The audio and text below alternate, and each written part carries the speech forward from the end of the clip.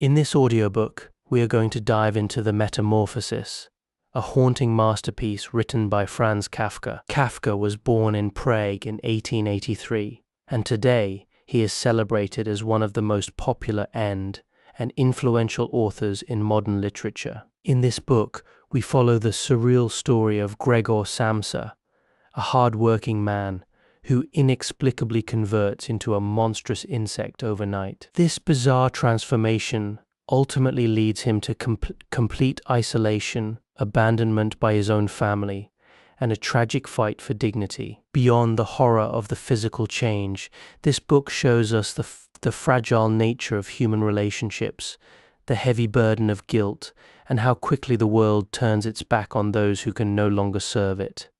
Now, let's dive into the story.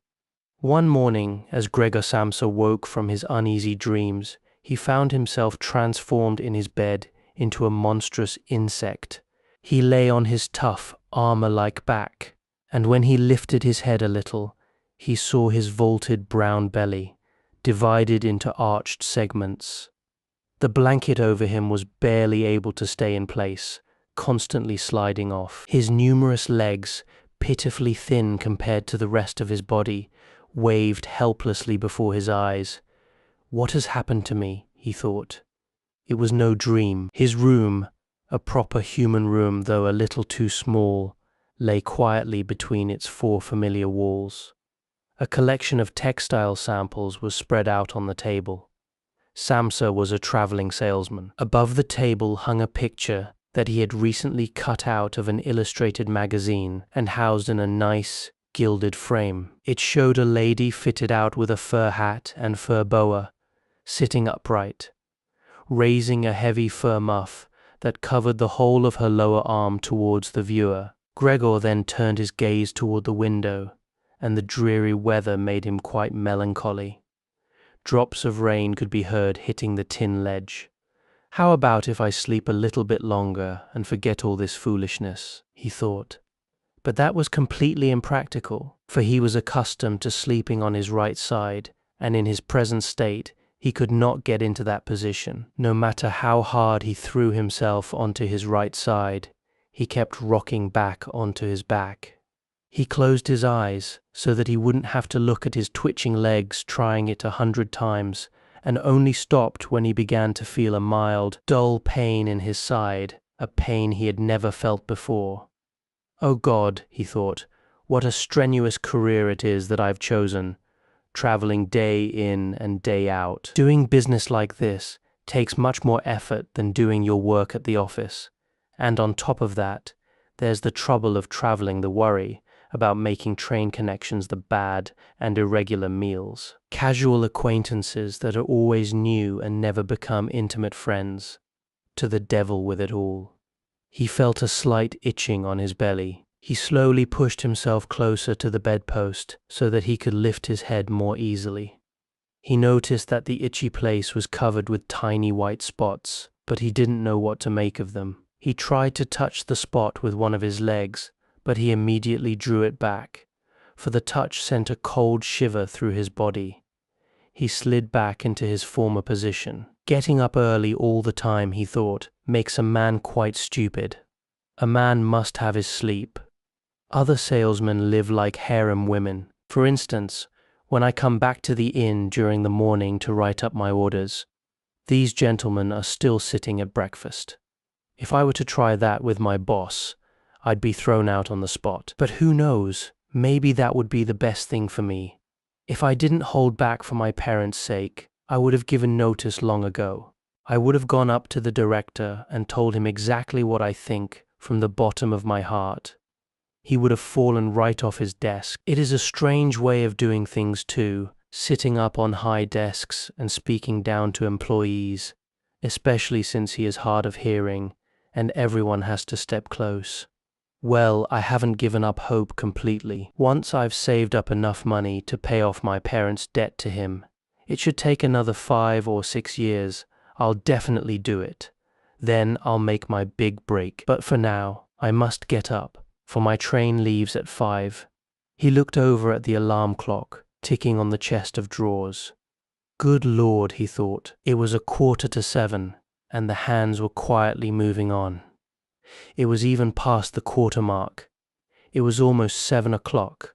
Had the alarm not gone off? It had been set for 4 o'clock. It must have gone off.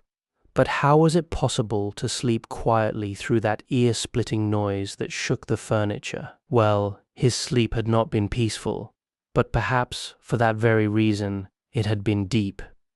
What should he do now? The next train left at 7 o'clock. To catch it, he would have to hurry like a madman, and his samples weren't even packed yet, nor did he feel particularly fresh or active.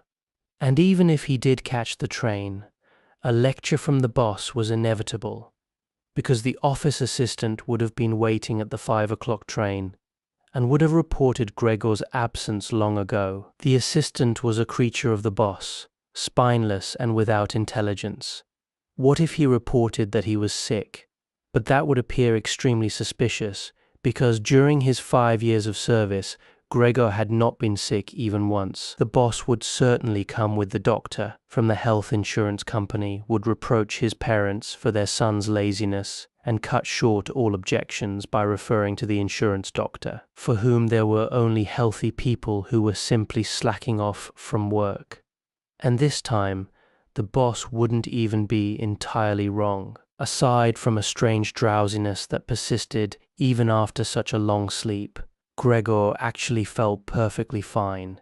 He even felt a noticeable hunger. As he lay there, weighing all these thoughts without making any move to leave the bed, the clock struck 7:15. Right then, there was a cautious knock on the door near the head of his bed. "Gregor," a voice called. It was his mother. "It is 7:15. Didn't you want to catch the train?" Her voice was gentle, but Gregor was startled when he heard his own in response. It was unmistakably his old voice, but beneath it there was an uncontrollable, painful squeaking sound. It allowed the words to form clearly at first, only to distort them a moment later, leaving one wondering if they had heard correctly. Gregor wanted to give a full answer and explain everything, but under the circumstances, he confined himself to saying, "Yes, yes, thank you, mother. I am getting up now." Through the thick wooden door, the change in his voice wasn't noticeable, so his mother was satisfied with this answer and shuffled away. However, this brief conversation made the rest of the family realize that Gregor was unexpectedly still at home. Already, his father was knocking on the side door, softly but with his fist. "Gregor, Gregor," he called, "what is the matter?" And after a short pause, he called out again in a deeper voice, "Gregor, Gregor." At the opposite side door, his sister began to ask in a low, sorrowful tone, "Gregor, are you unwell? Do you need anything?" Gregor answered both of them at once, saying, "I'm almost ready," trying his best to make his voice sound completely normal, by pronouncing each word with extreme care and long pauses. His father returned to his breakfast, but his sister pleaded, "Gregor, please open the door." Gregor, however, had no intention of opening it. Instead, he felt a quiet gratitude for the habit he had formed while traveling of locking all his doors at night, even at home. His immediate plan was to get up quietly, dress without disturbance, and above all, have his breakfast. Only after that would he decide what to do next.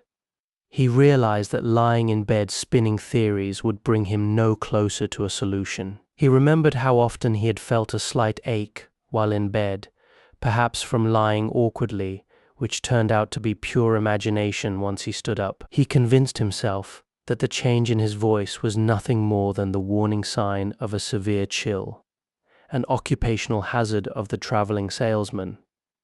Getting rid of the blanket was easy enough. He simply puffed himself up a little and it slid right off. But the real trouble began after that, because his body was so unusually wide. He found himself wishing for hands and arms to lift himself up. Instead, he had only those numerous little legs which were in perpetual, chaotic motion, and over which he seemed to have no control.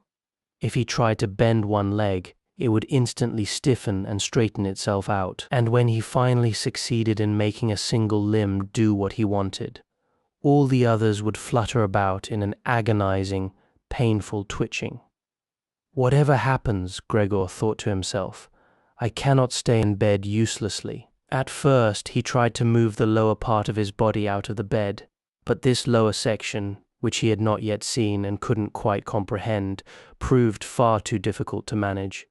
It moved so slowly. When he finally lost patience and thrust himself forward with all his strength, completely reckless, he miscalculated the direction and struck the bedpost violently. The sharp pain that followed taught him that, for now, the lower part of his body was perhaps the most sensitive, so he decided to try bringing the upper part of his body out of the bed first. He carefully turned his head toward the edge of the bed.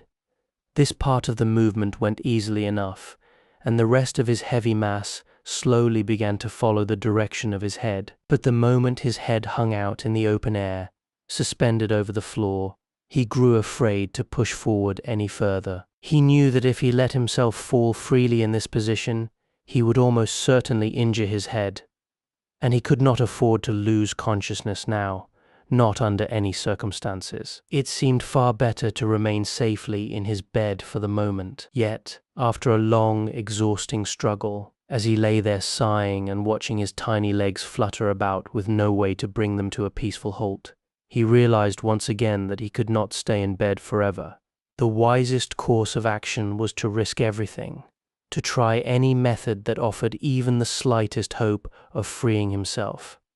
At the same time, he reminded himself that cold, quiet reflection was infinitely better than chaotic, desperate actions. Whenever these thoughts took hold, he would fix his eyes on the window, but the morning fog outside was so thick and heavy that it completely obscured the street below. Past 7 o'clock already, he murmured to himself, and still such a dense fog. He lay still for a little while longer, breathing softly, as if clutching to the desperate hope that this quiet pause might somehow restore everything to the way it used to be.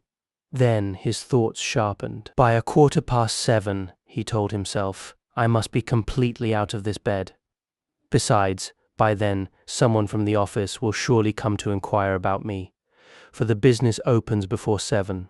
He decided that the best way forward was to rock his entire body sideways, swinging himself out of the bed along its full length. If he allowed himself to fall to the floor this way, he would have to lift his head sharply at the final moment to keep it from being struck. He reasoned that his back was hard and resilient. Falling onto the thick carpet below would likely prevent any serious injury. His only true anxiety was the loud noise the fall would inevitably make, which would surely send a wave of panic through the quiet house. Yet it was a risk he had to accept. As Gregor managed to get half of his body over the edge, the process began to feel almost like a game. It no longer seemed an impossible task. It was merely a matter of rocking himself back and forth with patience. As he swung there, a passing thought crossed his mind. How simple everything would be if only he had a little help. If 2 strong people, his father and the servant girl, were to assist him, the task would be effortless. They would only need to slip their arms under his vaulted back, lift him from the bed, bend down with their burden, and let him drop gently onto the floor, where his tiny legs might finally find their purpose. But even if the doors hadn't been locked, would he really have called for help? Despite his misery, the sheer absurdity of the image brought a faint, grim smile to his lips. By now, he had rocked himself so far that he was on the very verge of losing his balance. A single, final push would send him down, and he had to make up his mind quickly, for the clock was now showing 10 minutes past 7. Right then, the apartment doorbell rang. That will be someone from the office, he thought to himself, and his heart sank. He froze completely. His tiny legs, however, only fluttered all the faster. For a few agonizing seconds, a heavy silence settled over the apartment. Gregor allowed himself a faint, desperate hope that no one would answer the door. But as it always happened, the servant girl walked with firm, brisk steps to the hallway and turned the lock. Gregor needed to hear only the visitor's very first greeting to recognize who it was, the chief clerk himself. A bitter thought crossed his mind. Why was he condemned to work for a company where even the slightest, most momentary absence immediately aroused the darkest suspicions?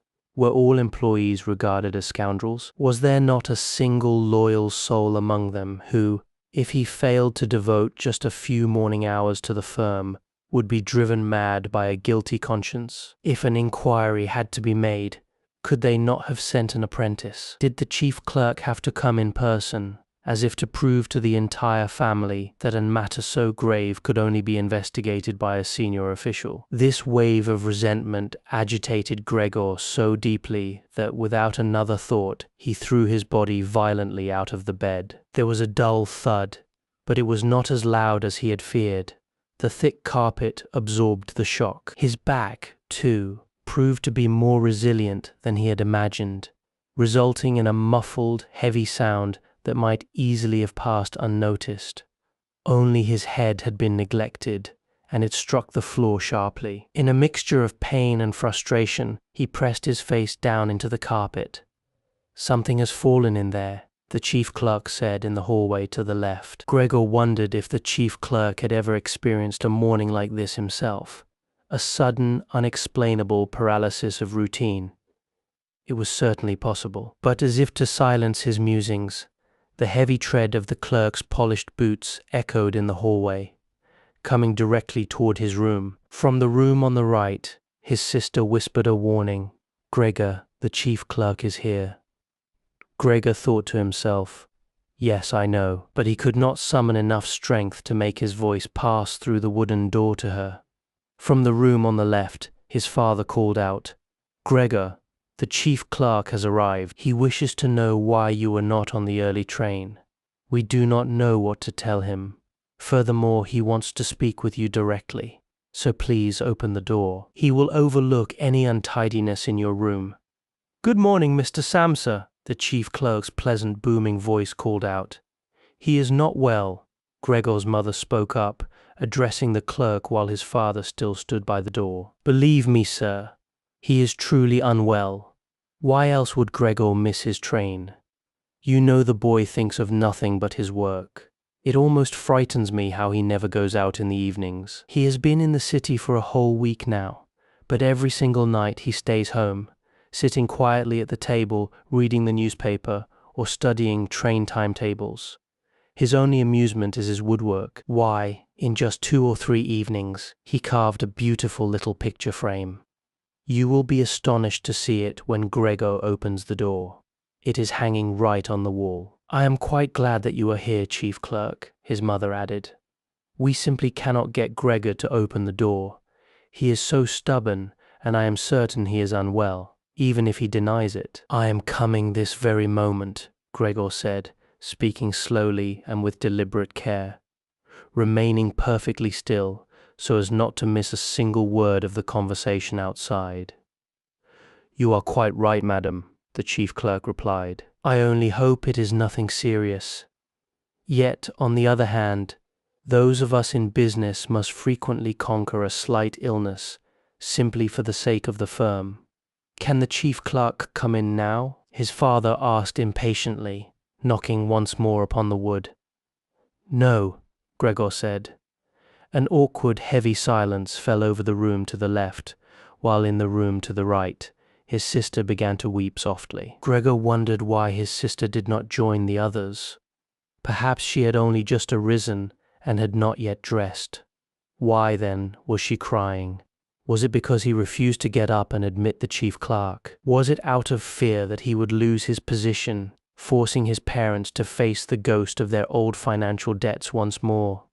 For now, such anxieties were entirely useless. Gregor was still here. He had no intention of abandoning his family. He was merely lying on the floor, and no one who knew his true condition would expect him to invite the chief clerk inside. This minor breach of etiquette could easily be explained later. There was no reason to despair. It seemed to Gregor that they should leave him in peace rather than disturbing him with tears and endless pleading. It was only the heavy burden of uncertainty that was causing them such distress.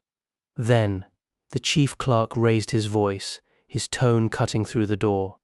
"Mr. Samsa, what is the meaning of this? You barricade yourself in your room, answering only in monosyllables, causing your parents profound and unnecessary worry, and neglecting your professional duties in a most unheard-of manner. I am speaking here on behalf of your parents and your employer, and I must demand an immediate, unambiguous explanation. I am astonished. I always believed you to be a quiet, dependable man, and now you suddenly seem intent on displaying these strange whims. This morning, the director suggested that your absence might be related to the cash payments recently entrusted to you. I defended you, pledging my word that this could not be the case. But seeing your incomprehensible obstinacy now, I lose all desire to speak up for you. Your position is by no means secure. I intended to tell you this in private, but since you waste my time, I see no reason why your parents should not hear it as well. Your recent performance at the firm has been highly unsatisfactory. We admit that this season is not the most profitable for trade, but a season for no business at all simply does not exist, Mr. Samsa, and it cannot be tolerated." "But Chief Clerk, sir," Gregor cried out in a burst of anxiety, forgetting everything else. "I will open the door immediately. A sudden fit of dizziness, a passing illness, prevented me from rising. I am still in bed, but I feel much refreshed now. I am getting up this very moment. Just grant me a single minute's grace. I am not quite as well as I thought, but I am certainly better." How suddenly these things strike a man! Only last night I was perfectly fine. My parents can assure you of that. Or rather, to be completely truthful, I did feel a slight premonition last evening. It must have been visible in my face. I should have notified the office, but one always hopes to overcome an illness without neglecting one's duty. Chief Clerk, please do not reproach my parents. There is no truth to the complaints you have just made. No one has ever spoken a word of them to me. Perhaps you have not yet examined the latest orders I sent in. Besides, I can still catch the 8 o'clock train. A few moments of rest have restored my strength. Please, sir, do not delay any longer. I shall be at the office myself momentarily. Convey this to the director and offer him my highest regards." While Gregor poured out these words, hardly knowing what he said, he had managed with relative ease, no doubt due to his earlier practice, to approach the chest of drawers. Now, he was attempting to raise his body upright against it. Deep within himself, he felt a genuine desire to open the door, to show himself, and to speak face to face with the chief clerk. He wanted to see what the others, who had been calling for him so urgently, would say when they finally laid eyes upon him. If they recoiled in shock, then Gregor's burden of responsibility would be lifted. He could remain in his room without guilt. But if they accepted his appearance calmly, then he had no reason to panic either. And if he hurried, he might still catch the 8 o'clock train. At first he struggled to find a hold against the smooth surface of the chest of drawers, but with a final desperate jerk he swung himself upright. He felt a sharp, burning pain in his lower abdomen, but he forced himself to ignore it. Swaying, he let himself fall against the back of a nearby chair, gripping its edges with his tiny legs. Now, believing he had finally mastered his new body, he fell completely silent, waiting to catch the chief clerk's reaction. Gregor's mother stood nearby. Despite the chief clerk's presence, her hair had come undone, standing up in wild strands. For a moment, she clasped her hands together, looking helplessly toward his father. Then, she took 2 uncertain steps toward Gregor before collapsing into the folds of her sweeping skirts, burying her face deep in her chest. His father tightly clenched his fists with a dark expression, as if ready to violently drive Gregor back into the confinement of his room. Then, looking aimlessly around the living room, he covered his eyes with his hands and began to weep, his chest heaving with heavy, ragged breaths. Gregor did not venture out into the living room. Instead, He remained leaning against the inside of the firmly bolted door frame, revealing only half of his body, his head tilted slightly forward. The morning light now filled the apartment, casting a cold brightness over everything. Through the window, a portion of the endless building opposite, the hospital, was visible, its dark, repetitive windows cutting through the view. The rain was still falling, but the chaotic downpour had slowed to large, heavy drops that hit the ledge one by one. The dining table was crowded with the remnants of breakfast. For his father, breakfast was the most sacred meal of the day, an affair prolonged for hours over stacks of morning newspapers. Directly on the opposite wall hung a photograph of Gregor from his military days, a lieutenant. He was smiling, one hand resting elegantly on the hilt of his sword, his uniform and posture demanding an old-world respect. The door to the hallway stood wide open, and beyond it, the heavy apartment door was unlatched as well, offering a clear view of the landing and the first few steps leading down into the darkness of the stairwell. "Well," Gregor said, his voice slow and precise, "I am just about to dress, pack my samples and set out. Will you allow me to leave? You see, Chief Clerk, I am not obstinate, nor do I wish to neglect my duty. I love my work. This traveling life is grueling, but I cannot exist without it. Chief Clerk, where are you going? Are you returning to the office? Will you report everything you have seen here truthfully? Sometimes a man is temporarily unable to work, but it is precisely in those moments that one should remember his past achievements, trusting that once the shadow passes, he will return to his duties with even greater diligence. You know better than anyone, sir, how deeply indebted I am to the director. On top of that, I bear the sole responsibility for my parents and my sister. I am in a difficult position, but I will work my way out of it. Please, do not make things harder for me than they already are. Stand up for me at the office. I know people think a traveling salesman leads a life of pure luxury, but it is an illusion. You, Chief Clerk, understand the reality far better than the director himself, who is easily swayed to judge an employee harshly. You know that a salesman who spends the entire year outside the office easily becomes the victim of malicious gossip and lies. He has no chance to defend himself, for he is rarely even aware of the rumors. It is only when he returns home, exhausted at the end of a long journey, that he feels the heavy consequences of errors he doesn't even understand. Chief Clerk, before you leave, speak just one word to me, something to show that you understand a fraction of what I'm saying. But the Chief Clerk, upon hearing Gregor's voice, merely turned his back. He looked over his shoulder with trembling shoulders, his mouth agape, staring in pure horror. Throughout Gregor's speech, the clerk was never still for a single second. Keeping his eyes fixed on Gregor, he began to step backward toward the door with an agonizing slowness, as if following some unspoken, instinctual warning. He reached the hallway now, and the way he took his final step out of the living room made it look as if the floor beneath him had suddenly caught fire. The moment he cleared the threshold, he stretched his right hand out toward the stairwell, as if expecting some miraculous deliverance to meet him at the bottom. Gregor realized with absolute clarity that he could not allow the chief clerk to leave in this state of panic.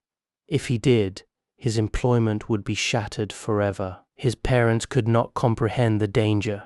Over the years, they had convinced themselves that Gregor's position was a permanent certainty, and their present terror left them entirely incapable of looking toward the future. But Gregor saw the truth clearly. He had to stop the chief clerk. He had to calm him, reason with him, and win him over. The entire future of the Samsa family depended on this single thread. If only his sister were here. She was clever and perceptive. She had begun to weep while Gregor was still lying helplessly on his back, and the chief clerk, who had a known weakness for women, would surely have listened to her. She would have shut the heavy front door, met him in the hallway, and dispelled his terror with gentle words. But his sister was not there. Gregor had to act alone, without pausing to consider that he had not yet learned to control his new body, and without remembering that his words were no longer understood. Perhaps no one could understand his voice anymore. Gregor squeezed through the half-open door. He dragged himself straight toward the chief clerk, who was now clutching the balcony railing with both hands on the landing outside. But the moment Gregor tried to find his footing, he let out a tiny cry and collapsed onto his many small legs. As soon as this happened, for the first time that morning, he felt a sudden wave of physical relief. His little feet were finally touching the solid ground. They obeyed him perfectly. They were under his complete control, eager to carry him wherever he wished to go. He allowed himself to believe that all his misery was finally coming to an end. But at that very moment, as he lay there twitching on the floor close to his mother, she suddenly leaped into the air. Despite her earlier paralysis, she threw her arms wide, spread her fingers, and screamed with terrifying force, "Help! Oh God, help me!" She bent her head forward, as if to see Gregor more clearly, but instead she recoiled and fled in panic.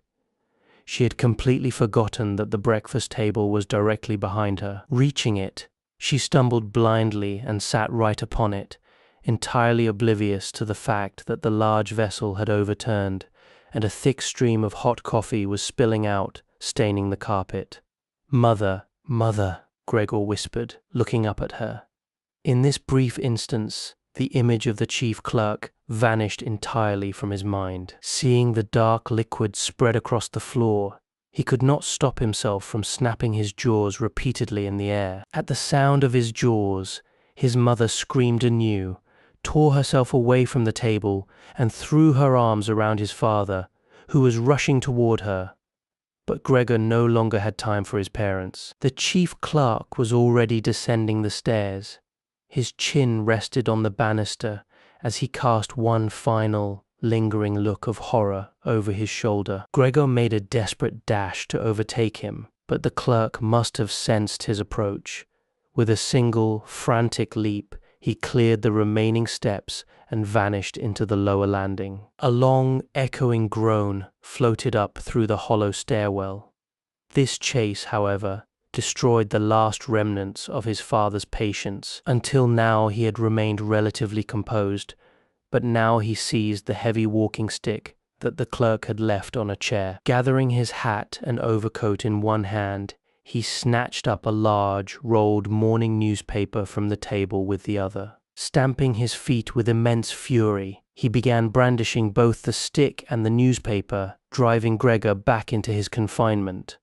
No amount of pleading from Gregor could change his path. His father refused to listen, turning a deaf ear to his desperate, scraping sounds. He merely stamped his feet with greater intensity. Meanwhile, despite the morning chill, his mother had flung open one of the large living room windows, leaning out and burying her face in her hands. A sharp, icy gust of wind rushed into the apartment from the street below, sweeping all the way to the stairwell. The heavy curtains billowed wildly, and the loose pages of the newspapers on the table fluttered, some scattering across the floor. His father pressed forward relentlessly, his throat emitting a low, whistling hiss that sounded like the rage of a wild animal.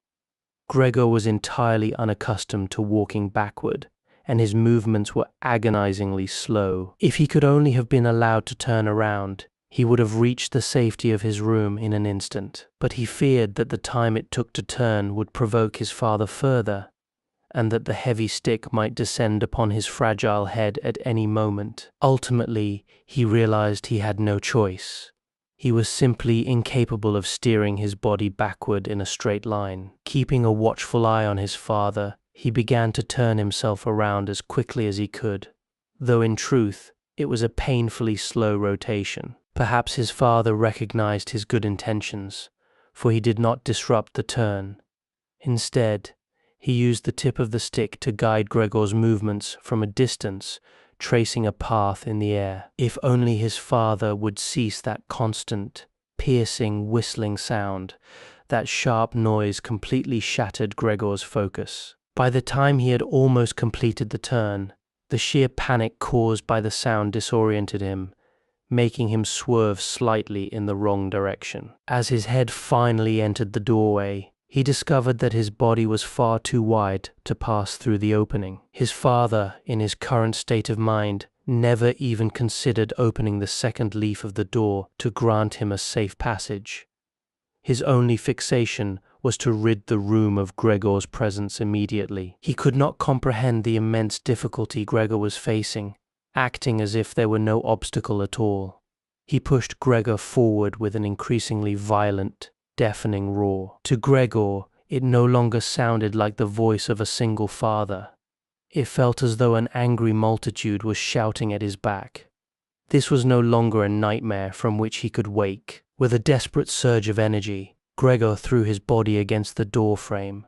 One side of his body lifted off the ground, wedging him at a sharp, painful angle. His flank was painfully scraped, leaving ugly, dark smudges upon the pristine white paint of the door. Within moments, he was completely stuck, unable to move an inch without assistance. On one side, his tiny legs dangled helplessly in the empty air, trembling with exhaustion. On the other, they were crushed painfully against the floorboards. It was then that his father delivered a harsh, decisive kick from behind. Bleeding profusely, Gregor was propelled deep into the darkness of his room. The heavy wooden door was slammed shut with the tip of the walking stick. The lock clicked, and an absolute, heavy silence enveloped everything once more. It was already dusk when Gregor woke from a deep, heavy sleep that felt more like a state of unconsciousness. He would likely have awakened at this hour regardless, for he felt completely rested and recovered. Yet it seemed to him that it was the sound of hurried footsteps and the cautious closing of the hallway door that had truly broken his slumber. The pale, artificial light of the electric street lamps filtered through the window, casting long, faint reflections across the ceiling and the upper edges of the furniture. But down on the floor where Gregor lay, it remained completely dark. Slowly, he raised himself, using his long antennae to feel his way through the shadows, guiding his steps toward the door to discover what had been left for him. His entire left side felt like one long, tightly bound scar, and he was forced to limp awkwardly on his dual rows of legs. One of his tiny limbs had been severely injured during the morning's chaotic flight.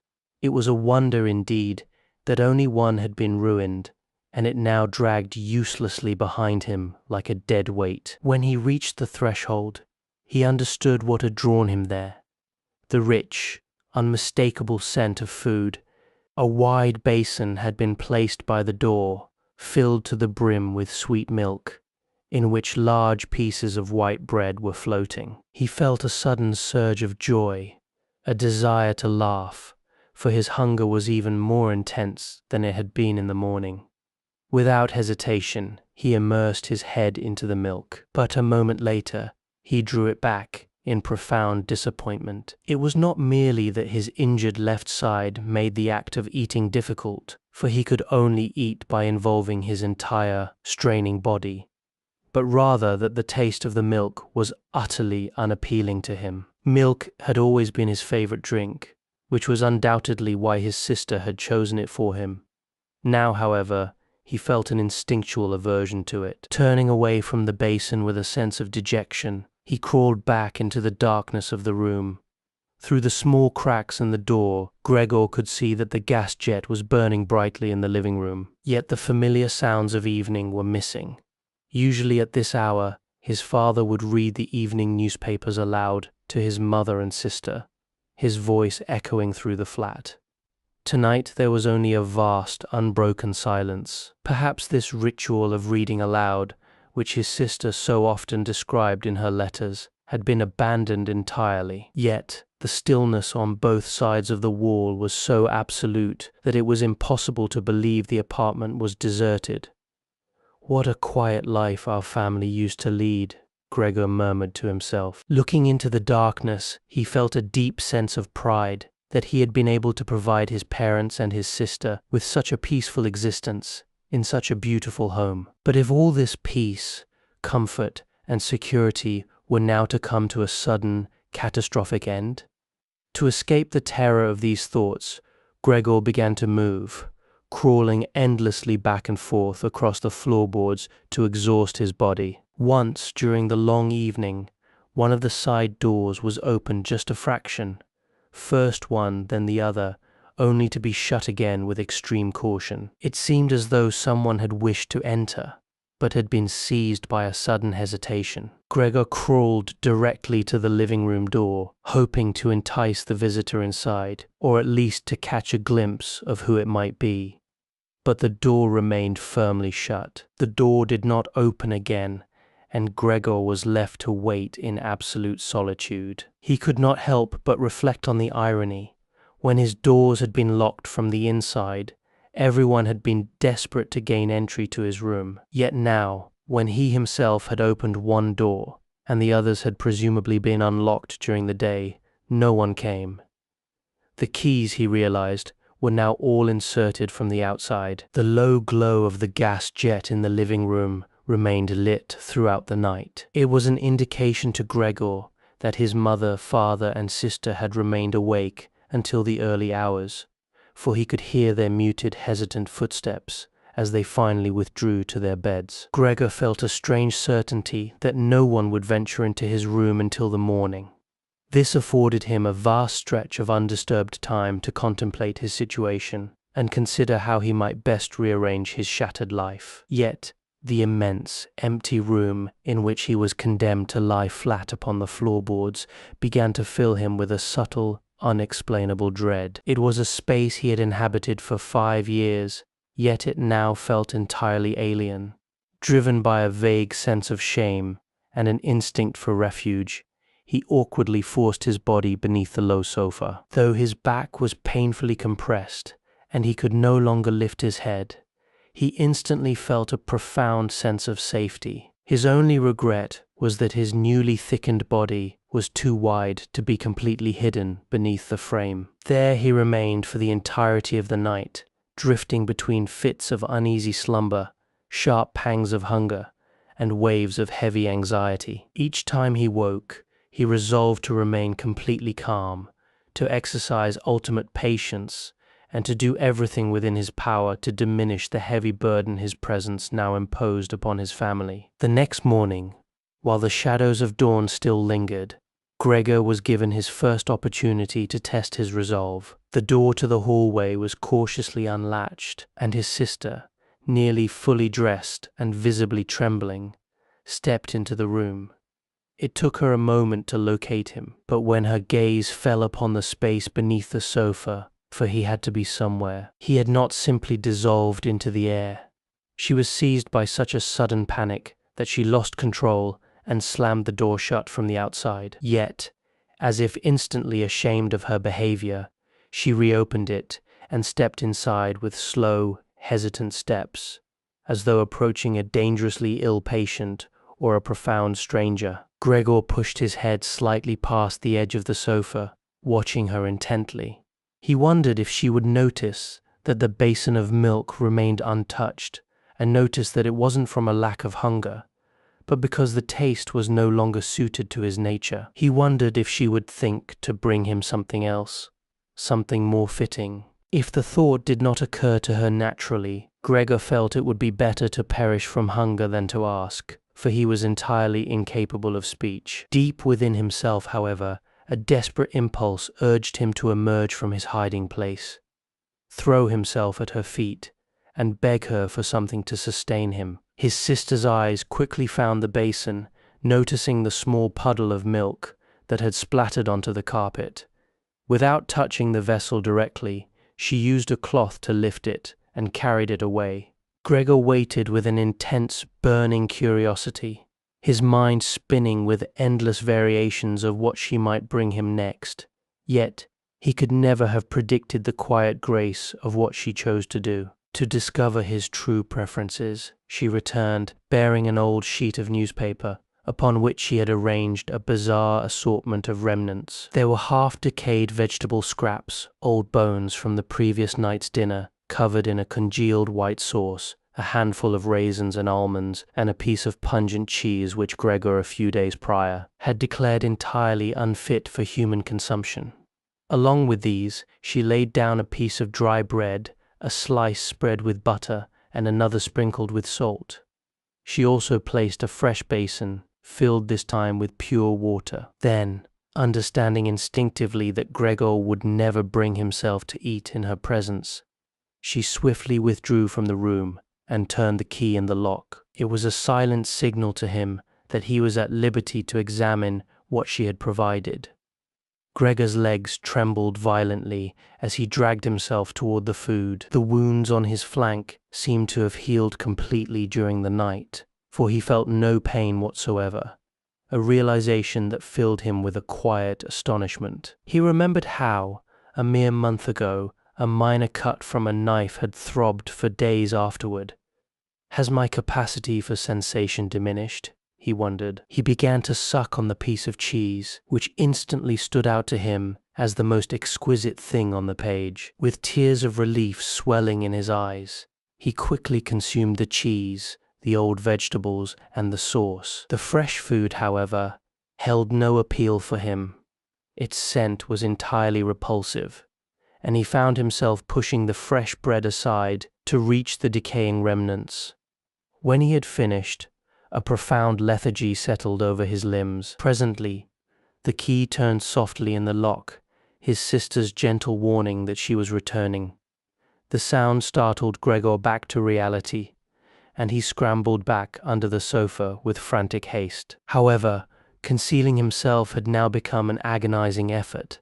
His abdomen had swollen so much from the heavy meal that he could barely draw breath beneath the low wooden frame. Straining to remain perfectly still, he watched through his bulging eyes as his sister, without a moment's hesitation, took a broom and swept away every single remnant of the meal, regardless of whether Gregor had touched it or left it entirely undisturbed. She swept the remaining scraps into a bucket, sealed it with a heavy wooden lid, and carried it away. The moment her back was turned, Gregor would carefully emerge from beneath the sofa, stretching his elongated body out across the floor.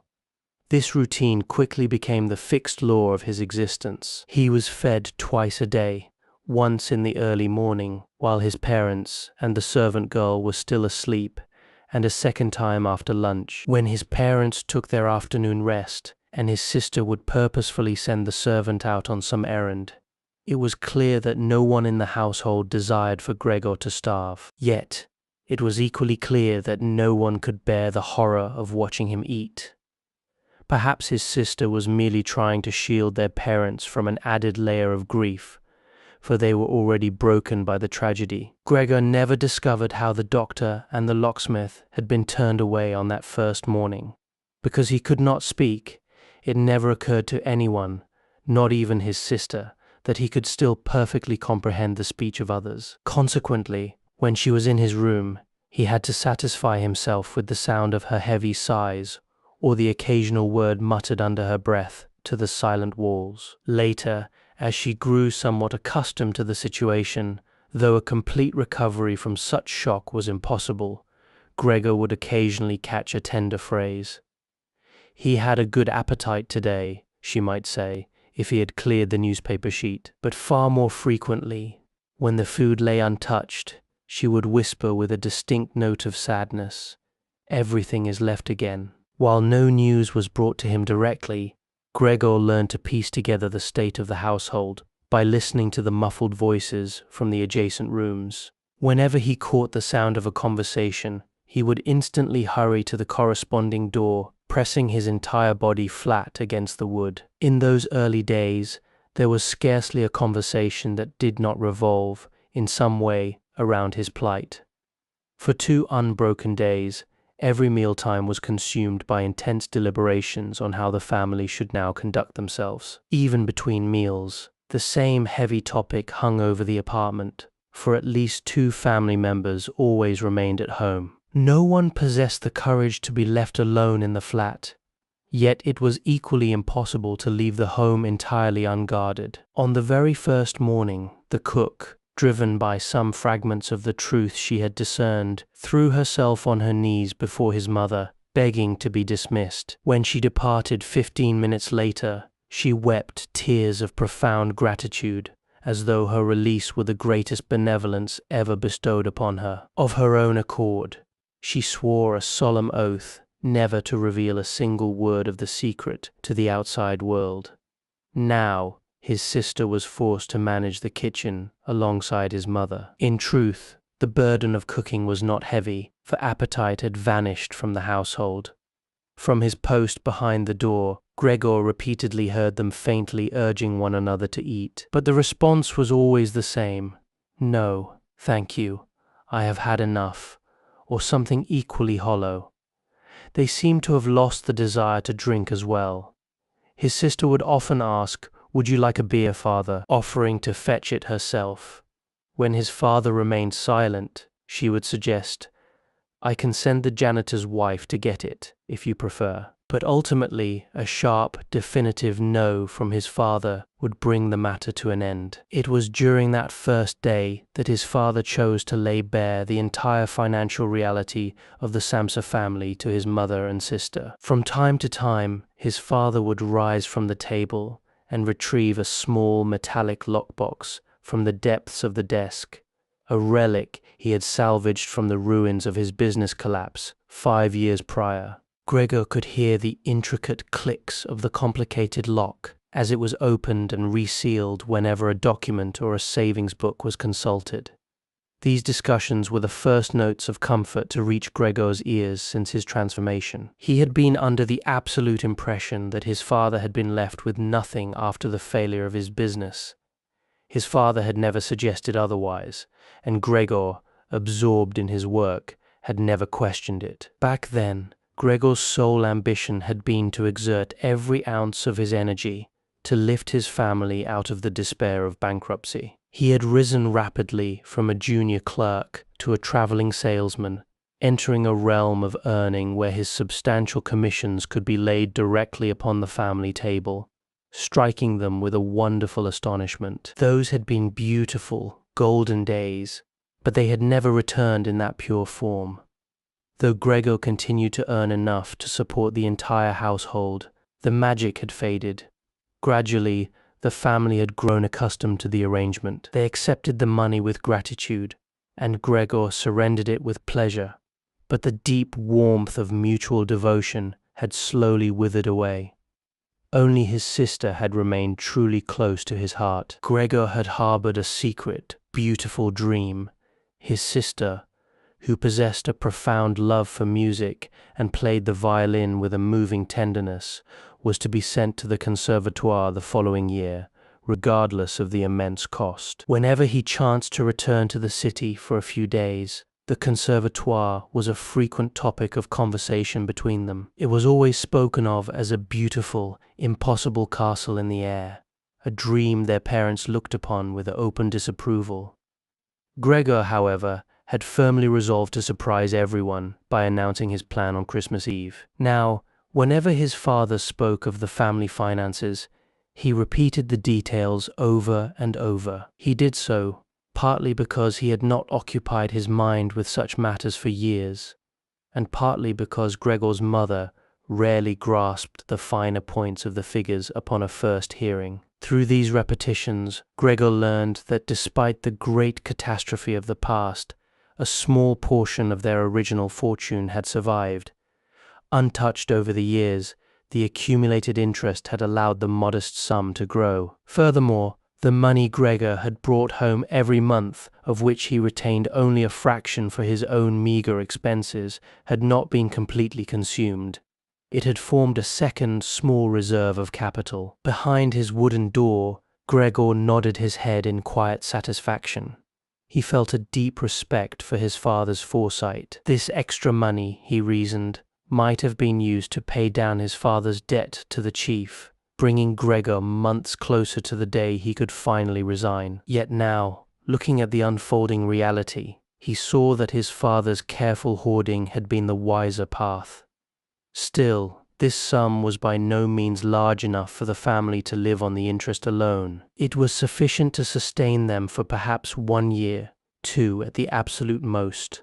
It was a sum that had to be fiercely guarded for emergencies, for daily survival. An income would have to be earned. His father was still reasonably healthy, but he was an old man now. He had not touched a stroke of work in 5 years, and it was unreasonable to expect much from him. During those 5 years, the first true leisure of his laborious life, he had grown heavy and slow, losing the sharpness of his youth. And what could be expected of his mother? She was tormented by severe asthma, an illness that turned a simple walk from one room to another into an agonizing ordeal, leaving her to spend her days collapsed against the sofa cushions by the open window, gasping for breath. Could the burden fall upon his sister? She was a mere child of 17. Her life until now had been a gentle tapestry of wearing fine clothes, sleeping late, occasionally assisting her mother with light chores, enjoying modest social gatherings, and above all, playing her beloved violin. Whenever the conversation turned to the necessity of earning a living, Gregor would quietly back away from the door. He would let his heavy body sink onto the cold leather sofa nearby, overwhelmed by a crushing wave of grief and burning shame. Often he would lie awake on the leather through the entire stretch of the night, sleep evading him completely. He would spend hours crawling aimlessly over the smooth surface to tire his limbs. Sometimes, with immense effort, he would push an armchair across the floorboards to the window, hoisting himself up until he could rest against the low sill, leaning into the chair to gaze out into the street. It was an instinctive act, a faint, lingering echo of the freedom he had once known. With every passing day, his vision grew increasingly clouded, isolating him further. The hospital across the street, whose monotonous brick face he had once loathed, was now entirely invisible to him. Had he not known with absolute certainty that he lived in a bustling city, he might have believed that his window looked out upon a barren, grey desert, where a featureless sky and a silent earth dissolved into one another. His perceptive sister noticed only once or twice that the armchair had been moved to the window. From that day onward, whenever she finished cleaning his room, she would carefully return the chair to that exact spot, even leaving the inner casement slightly ajar to grant him air. If only Gregor could have spoken to her. If only he could have expressed his profound gratitude for her care, her service might have been easier for him to endure.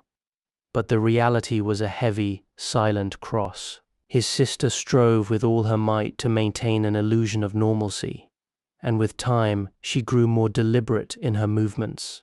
Yet Gregor misread none of it. Her entry into the room remained a moment of raw, unvarnished dread for her. The moment she crossed the threshold, she would rush straight to the window without pausing to lock the door behind her. Never mind that her panic might expose him to anyone in the hallway. She would fling the window open with frantic haste, as though she were on the verge of suffocation, standing there to inhale the deep, icy air, no matter how bitter the morning cold. She came to his room twice every day, and for every second that she remained within those 4 walls, Gregor lay trembling beneath the sofa, fully aware that she wished, with all her heart, that she could be spared the horror of his presence. If only his sister could bear to remain in his presence for a few moments longer, without rushing to unbolt the window. If only she could look upon his room with calm eyes. It was now roughly a month since Gregor's metamorphosis. By this time, one would think his sister might have grown less vulnerable to the sheer terror of his appearance. Yet, arriving slightly earlier than usual one afternoon, she stumbled upon Gregor as he sat completely motionless, staring out through the glass of the window.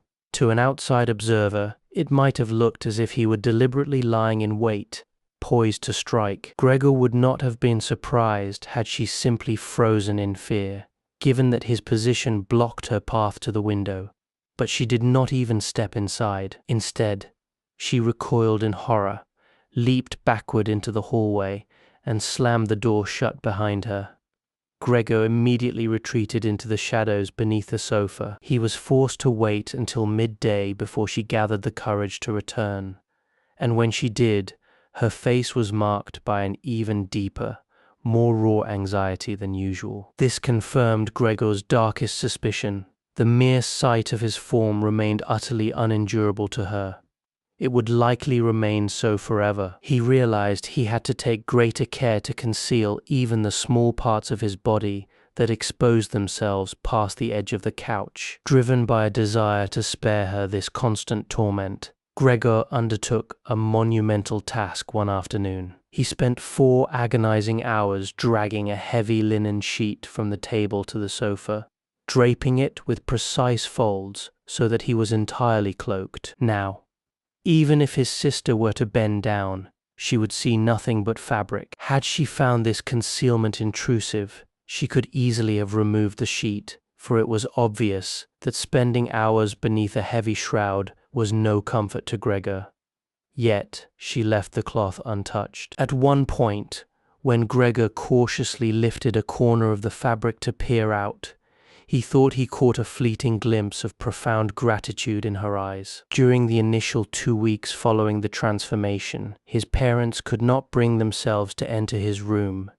Gregor frequently overheard them praising his sister's dedication, a stark contrast to their past view of her as a fragile, somewhat idle child. Now, both mother and father would wait anxiously in the hallway while she performed her duties inside.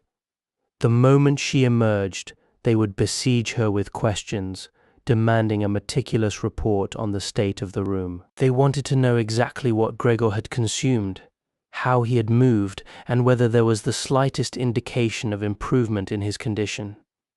His mother, in particular, was consumed by a desperate longing to see her son, but his father and sister consistently held her back with quiet, rational arguments that Gregor, listening intently through the wood, entirely agreed with. As the days bled into weeks, however, his mother's grief became impossible to restrain. "Let me in to see Gregor," she would weep bitterly. "He is my unfortunate son. Can you not understand that I must look upon him?" Hearing her cries, Gregor began to think that a visit might be best, perhaps not every day, but at least once a week. His mother possessed a deeper emotional understanding than his sister, who, despite her commendable bravery, was still a mere child. She had taken upon herself a burden far heavier than her years could bear, perhaps driven only by a youthful, impulsive zeal. Soon enough, his desire to see his mother was granted. Gregor had abandoned his daytime vigils by the window to spare his parents' feelings, but the restricted space beneath the sofa offered little comfort. He could no longer lie still through the long nights. Food had lost its remaining flavor, and he found himself desperate for distraction.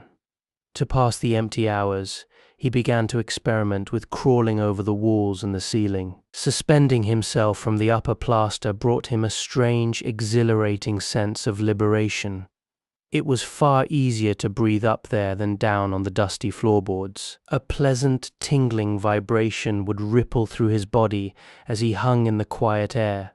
Sometimes, in a state of pure, blissful distraction, his grip would suddenly fail, and he would come crashing down onto the floor. Yet, his new anatomy was remarkably resilient. Despite the violence of these falls, he never sustained a single injury. His sister soon noticed the sticky, glistening trails he left behind across the wallpaper and furniture. Recognizing his need for open space, she conceived a plan to clear the room of its heavy obstacles, specifically the massive wardrobe and his writing desk, to grant him total freedom to roam. But she could not accomplish this alone. She dared not ask her father for assistance, and the new servant girl was out of the question. After the cook's abrupt departure, this 16-year-old girl had shown remarkable fortitude in staying with the family, but she had extracted a strict condition. The kitchen door was to remain locked at all times, opened only for absolute necessities. Thus, his sister was left with no choice but to enlist their mother's help one afternoon while their father was away. His mother approached the threshold with a flutter of anxious excitement, but fell entirely silent as she neared the door. His sister entered first, meticulously scanning the shadows to ensure Gregor was completely out of sight before allowing their mother to cross the threshold. Gregor had hurriedly adjusted the linen sheet, pulling it tighter and adding extra folds until it looked like an accidental drape over the sofa. He made no attempt to look out. The knowledge that his mother was in the same room was enough for him. He would not risk terrifying her. "Come in, mother," his sister whispered, guiding her by the hand. "He is completely hidden. You won't see him." Through his shroud, Gregor heard the two frail women straining against the massive, ancient wardrobe. His sister took the brunt of the weight, ignoring their mother's breathy warnings not to overexert herself. The task was agonizingly slow. 15 minutes of desperate pushing and scraping yielded little progress. Exhausted, his mother suggested they abandon the effort. The wardrobe was simply too heavy to move before their father's return, and leaving it stranded in the center of the room would only restrict Gregor further. Moreover, his mother confessed a deeper, more poignant doubt. "Does clearing the room truly help him?" she asked, her voice dropping to a low, reverent murmur. She spoke softly, as if wishing to shield her words from Gregor, though she was utterly convinced he could no longer comprehend human speech. "When I look at these bare walls, my heart sinks. Gregor has lived with this furniture for 5 years. This room holds his identity. Won't an empty room make him feel completely abandoned? By removing his things, aren't we signaling that we have given up all hope for his recovery? I believe it is best to leave the room exactly as it was. That way, when our old Gregor returns to us, he will find his world unchanged, as though this terrible nightmare had never happened." Hearing his mother's words, a wave of clarity washed over Gregor. He realized that weeks of isolation, unbroken by any direct human contact, had subtly warped his mind. How else could he have embraced the absurd notion of clearing his room? Did he truly desire to transform his familiar, cherished sanctuary into a bleak, barren cave? To do so would mean granting his insect instincts full dominion at the cost of erasing every lingering vestige of his human past. He had already begun to forget the nuances of his old life, but his mother's voice, a voice he had not heard for so long, shattered the fog of his transformation. Nothing must be removed, he resolved. Everything must remain exactly where it stands. The heavy furniture was his anchor to humanity. If it restricted his movements, then so be it. That restriction was a small price to pay to keep his soul intact. His sister, however, held a starkly different view. In matters regarding Gregor, she had grown to consider herself the sole authority. Despite her mother's gentle protests, she stubbornly insisted that every piece of furniture, save for the essential sofa, must be cleared from the room. This defiance and sudden, unearned confidence, so characteristic of a young girl thrust into a position of absolute control, dictated her stance. She had observed Gregor's need to crawl, and in her youthful enthusiasm to do something grand and transformative, she had begun to exaggerate the severity of his condition. She wanted to be his sole savior. In her mind, the room had to become an open arena where only she had the courage to tread. Refusing to yield to her mother's wisdom, his sister grew increasingly resolute. Overwhelmed and confused by the surreal landscape of the room, his mother fell silent and began to assist her daughter with whatever strength she could muster. Together they began to drag the heavy wardrobe toward the door. Gregor could part with the wardrobe if he must, but his writing desk, the desk where he had labored through his school years, his commercial academy days, and his career as a salesman, that desk had to be saved. As the two women slowly managed to wrench the wardrobe from the room, their heavy, dragging footsteps receding into the hallway, Gregor cautiously poked his head out from beneath the sheet. He had to find a way to intervene, to defend the last remnants of his humanity. But fortune was against him. His mother returned to the room alone, while his sister remained in the hallway, trying to maneuver the massive wardrobe into place.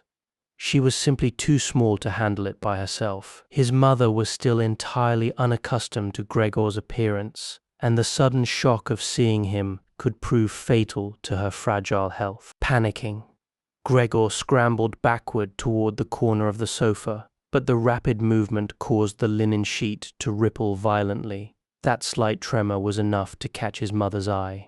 She froze, staring at the shifting fabric for a single, breathless second before turning and retreating to the hallway to call for her daughter. Gregor tried to calm his racing thoughts. "It is nothing," he told himself. "They are merely moving some old furniture."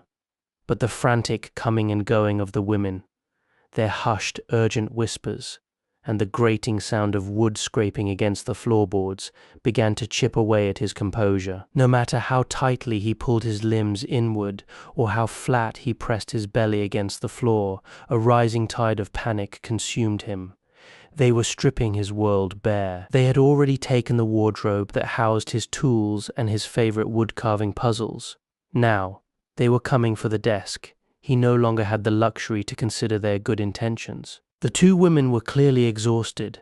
Their steps had grown heavy and ragged. Suddenly, Gregor broke cover. He scurried out from beneath the sofa, while the women were leaning against the desk in the next room, gasping for breath. He shifted his direction 4 times in rapid succession, his mind spinning.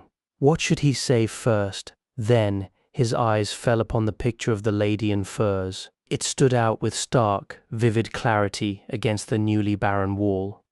With frantic speed, Gregor scrambled up the wallpaper and threw his entire body against the glass of the frame. The cold surface felt exquisitely soothing against his hot, burning abdomen. "They can take everything else," he thought desperately, "but no one will tear this from me." He pressed himself tightly over the image, turning his head toward the living room door to watch the women return. They had not rested for long. Soon, their footsteps echoed down the hall. His sister entered first, practically supporting their mother, whose weak frame was leaning heavily against her. "What shall we take next, mother?" his sister asked, scanning the room. Then, her gaze locked onto Gregor, who was clinging to the wall. She froze, fighting to maintain her composure for her mother's sake. As she gently turned her mother's face in the opposite direction, her voice trembled with a forced calm. "Come, mother, let us go back to the living room for a moment." Gregor understood her intention perfectly. She wanted to spirit their mother away to safety, and then return alone to drive him down from his perch. Let her try, he thought. He clung to the glass with fierce defiance. He would rather fly into her face than surrender his picture. But his sister's guarded tone only heightened their mother's anxiety. Stepping to the side, her eyes scanned the bare walls until they caught the dark, amorphous shape clinging to the plaster. For a moment, she could not comprehend what she was seeing. Then, the horrific truth broke upon her. "Oh God," she shrieked in a voice tight with terror. Throwing her arms wide as if surrendering to fate, she collapsed heavily onto the sofa and lay completely still. "Gregor," his sister cried out, her voice laced with sudden burning rage. She thrust a clenched fist in his direction, glaring at him with pure hatred. It was the very first time since his transformation that she had addressed him directly. She turned and sprinted into the adjacent room to fetch some medicine to revive their mother. Gregor, desperate to help, scrambled down from the wall. He could save his picture later. Right now, he had to assist his family. But his body had adhered so firmly to the glass that he had to wrench himself free with immense effort. He scurried into the next room, instinctively wanting to offer counsel as he had done in the old days. Instead, he found himself standing helplessly behind her, a useless, grotesque spectator. Hearing his approach, his sister spun around. The sudden sight of him close behind her struck her with such profound terror that the medicine bottle slipped from her fingers and shattered upon the floor. A sharp fragment of glass sliced across Gregor's face, and the pungent, volatile fumes of the spilled medicine filled the air, choking his lungs. Terrified and furious, his sister scooped up whatever small vials remained unbroken, rushed back to the sofa where their mother lay, and kicked the door shut with her foot. Gregor was now completely severed from his mother, and he was consumed by the agonizing thought that his reckless blunder might have killed her. He was entirely alone in the empty room, with nothing to do but wait. Overwhelmed by a wave of crushing remorse and terror, he began to crawl aimlessly. He scaled the walls, scrambled over the remaining furniture, and dragged himself across the ceiling, the entire room spinning around him in a chaotic blur. Finally, exhausted and broken, he fell from the ceiling, landing heavily in the very center of the dining table below. Time seemed to lose its meaning as he lay there, completely paralyzed by despair. A heavy, suffocating silence settled over the apartment. It felt like an omen. Then, without warning, the sharp ring of the front doorbell shattered the quiet. The servant girl remained locked away in the safety of her kitchen, leaving his sister with no choice but to go and open the door. Their father had returned. "What has happened?" His voice boomed through the hallway. He must have read the tragedy instantly in the pale, tear-stained face of his daughter. His sister answered in a low, muffled whisper, her face buried deep against his father's chest. "Mother fainted," she sobbed. "But she is a little better now. Gregor has broken loose." "I knew it," his father muttered, his tone heavy with a dark, vengeful certainty. "I always warned you this would happen, but you women never listen." Gregor remained motionless upon the table, realizing with dread that his father had misconstrued his sister's brief words, painting Gregor's desperate attempt to help as an act of monstrous aggression. His father was operating under the absolute conviction that Gregor had committed some monstrous act of violence. Explanations were useless. There was neither the time nor the means to make himself understood. Gregor knew he had to do something to appease his father, and he had to do it immediately. He crawled toward the door of his room, pressing his body tightly against the wood. His intention was simple. The moment his father crossed the threshold, he would see that Gregor was actively trying to retreat into his own quarters. There was no need for violence or force. If they would only open the door, he would disappear instantly.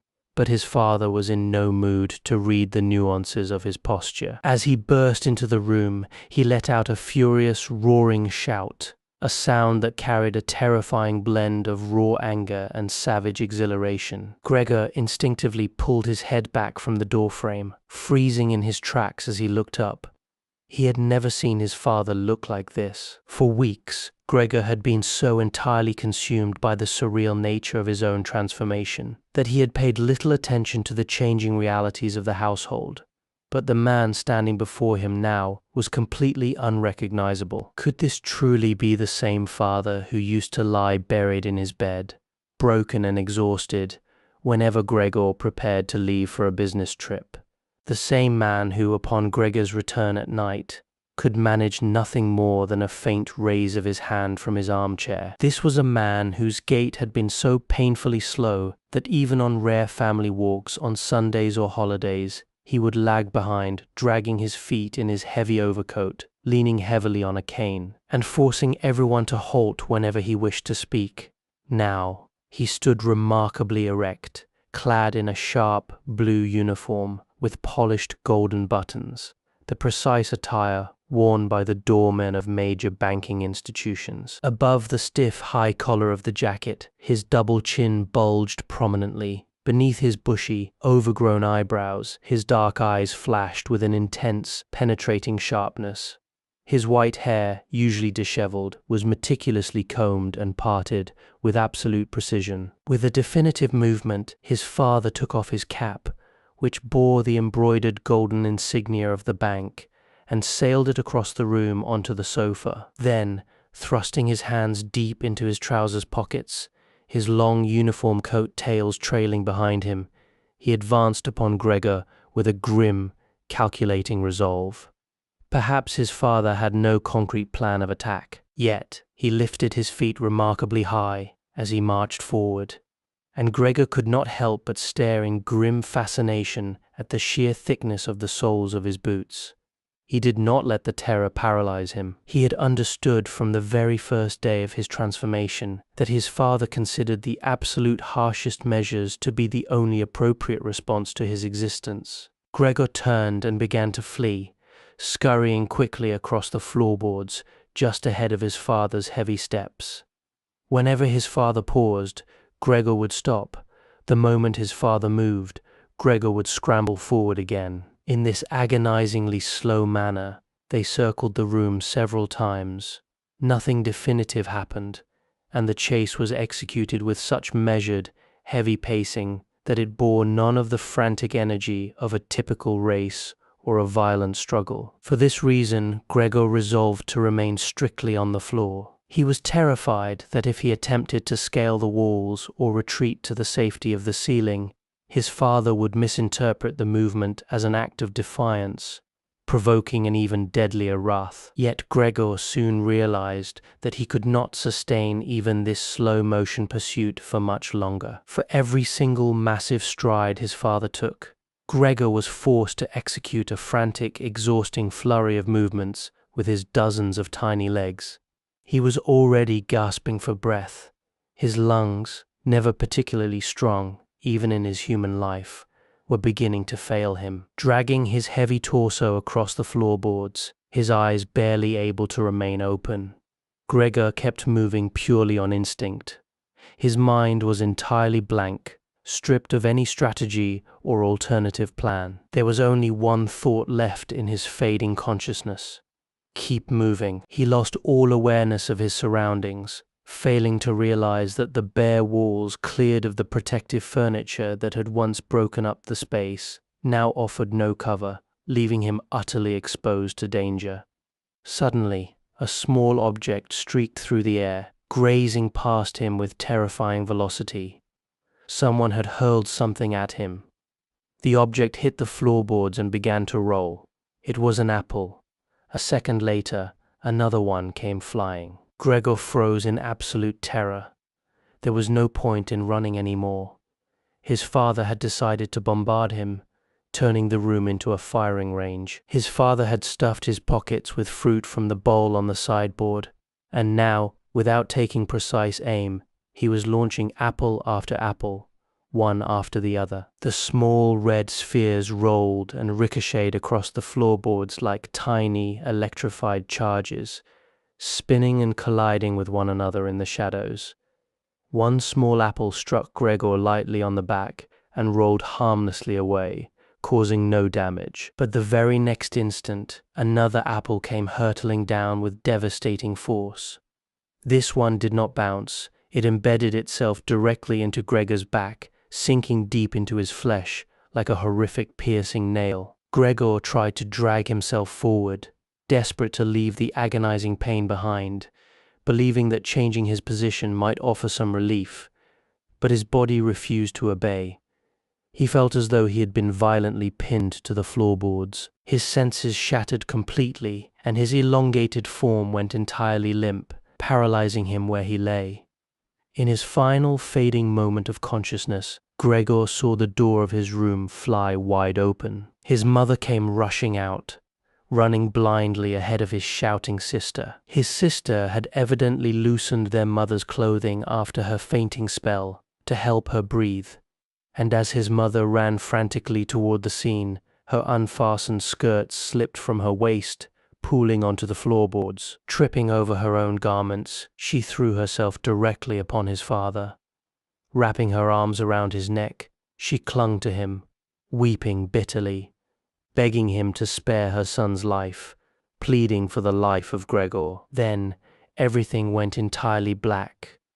The deep, agonizing wound in Gregor's back took over a month to heal. The apple remained embedded in his flesh, an unremovable, grotesque relic of that afternoon, for no one in the household possessed the stomach or the courage to extract it. It remained visible to everyone, a permanent physical manifestation of his plight. Yet This horrific injury seemed to serve as a grim reminder to his father and the rest of the family. Despite his current, wretched form, Gregor was still a member of the family. He was not an enemy to be hunted or destroyed. The duties of family required them to suppress their disgust and exercise tolerance, no matter how bitter or unbearable that tolerance might be. Though Gregor's capacity for movement was now severely compromised, perhaps permanently, so he was reduced to a slow, agonizing crawl, like an old bedridden invalid moving inches at a time. The glorious days of scaling the walls and hanging from the plaster ceiling were gone forever, a relic of a brief, vanished past. However, his new infirmity brought with it a small, quiet consolation. Every evening, as darkness settled over the apartment, the heavy door to his room would be left slightly ajar. From his position in the shadows, Gregor could watch the dining room table through the crack. He could see his family gathered under the warm light and listen to the muffled cadence of their voices. It felt as though he had been granted a quiet, unspoken permission to exist alongside them. It was a far cry from the vibrant, living connection they had once shared, but to Gregor, it was a profound comfort. The lively, hopeful conversations of the past had completely vanished. Lying in the dark, Gregor found himself drifting his mind, wandering back to the old days, remembering how he used to lie exhausted in the corner of some distant hotel room, dreaming of the home he had worked so hard to sustain now. A heavy, suffocating silence settled over the household. The moment dinner was finished, his father would instantly drift into a deep sleep in his armchair. His mother and sister would speak only in muted, rhythmic whispers. Sitting directly beneath the pale glow of the lamp, his mother would pass the hours executing incredibly fine embroidery, sewing garments commissioned by a local boutique. His sister, who had now taken up a demanding job as a sales clerk, spent her late evenings practicing stenography and studying French grammar. She labored late into the night, driven by the desperate, flickering hope of securing a better position in the future. Occasionally, his father would jolt awake, speaking with a sudden confusion, as though entirely unaware that he had been sleeping at all. "Are you still sewing?" he would mutter. Then, his eyes would instantly close again, leaving his mother and sister to share nothing but a tired, empty smile across the table. A strange, obstinate pride had taken root in his father. He stubbornly refused to take off his sharp uniform coat, even within the confines of the home. His old dressing gown hung neglected on a peg on the wall.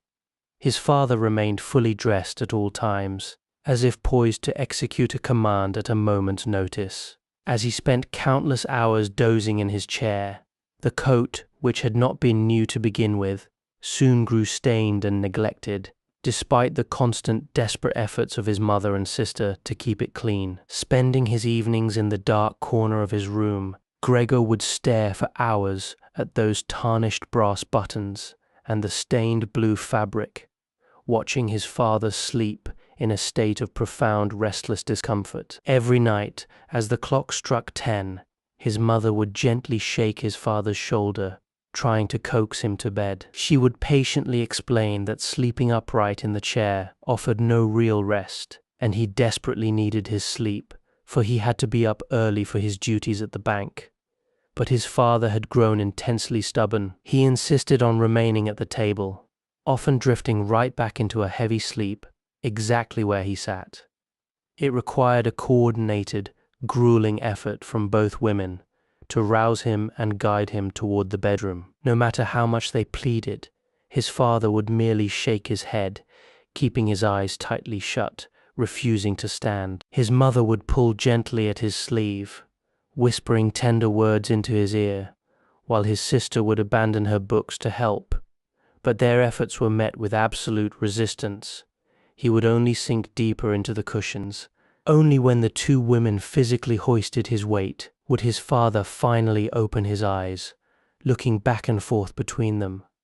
"What a miserable life this is," he would often mutter. "Is this the peace and dignity reserved for my old age?" Lean heavily upon them, he would allow himself to be led to the threshold, where he would wave them off with a curt gesture, navigating the rest of the way on his own. The moment he was gone, his mother would instantly drop her sewing and his sister would throw down her pen. Both would sprint down the hallway after him, desperate to ensure he reached his bed safely. In this exhausted, broken household, who could possibly find the time or the strength to care for Gregor? The world inside the apartment felt as though it were shrinking.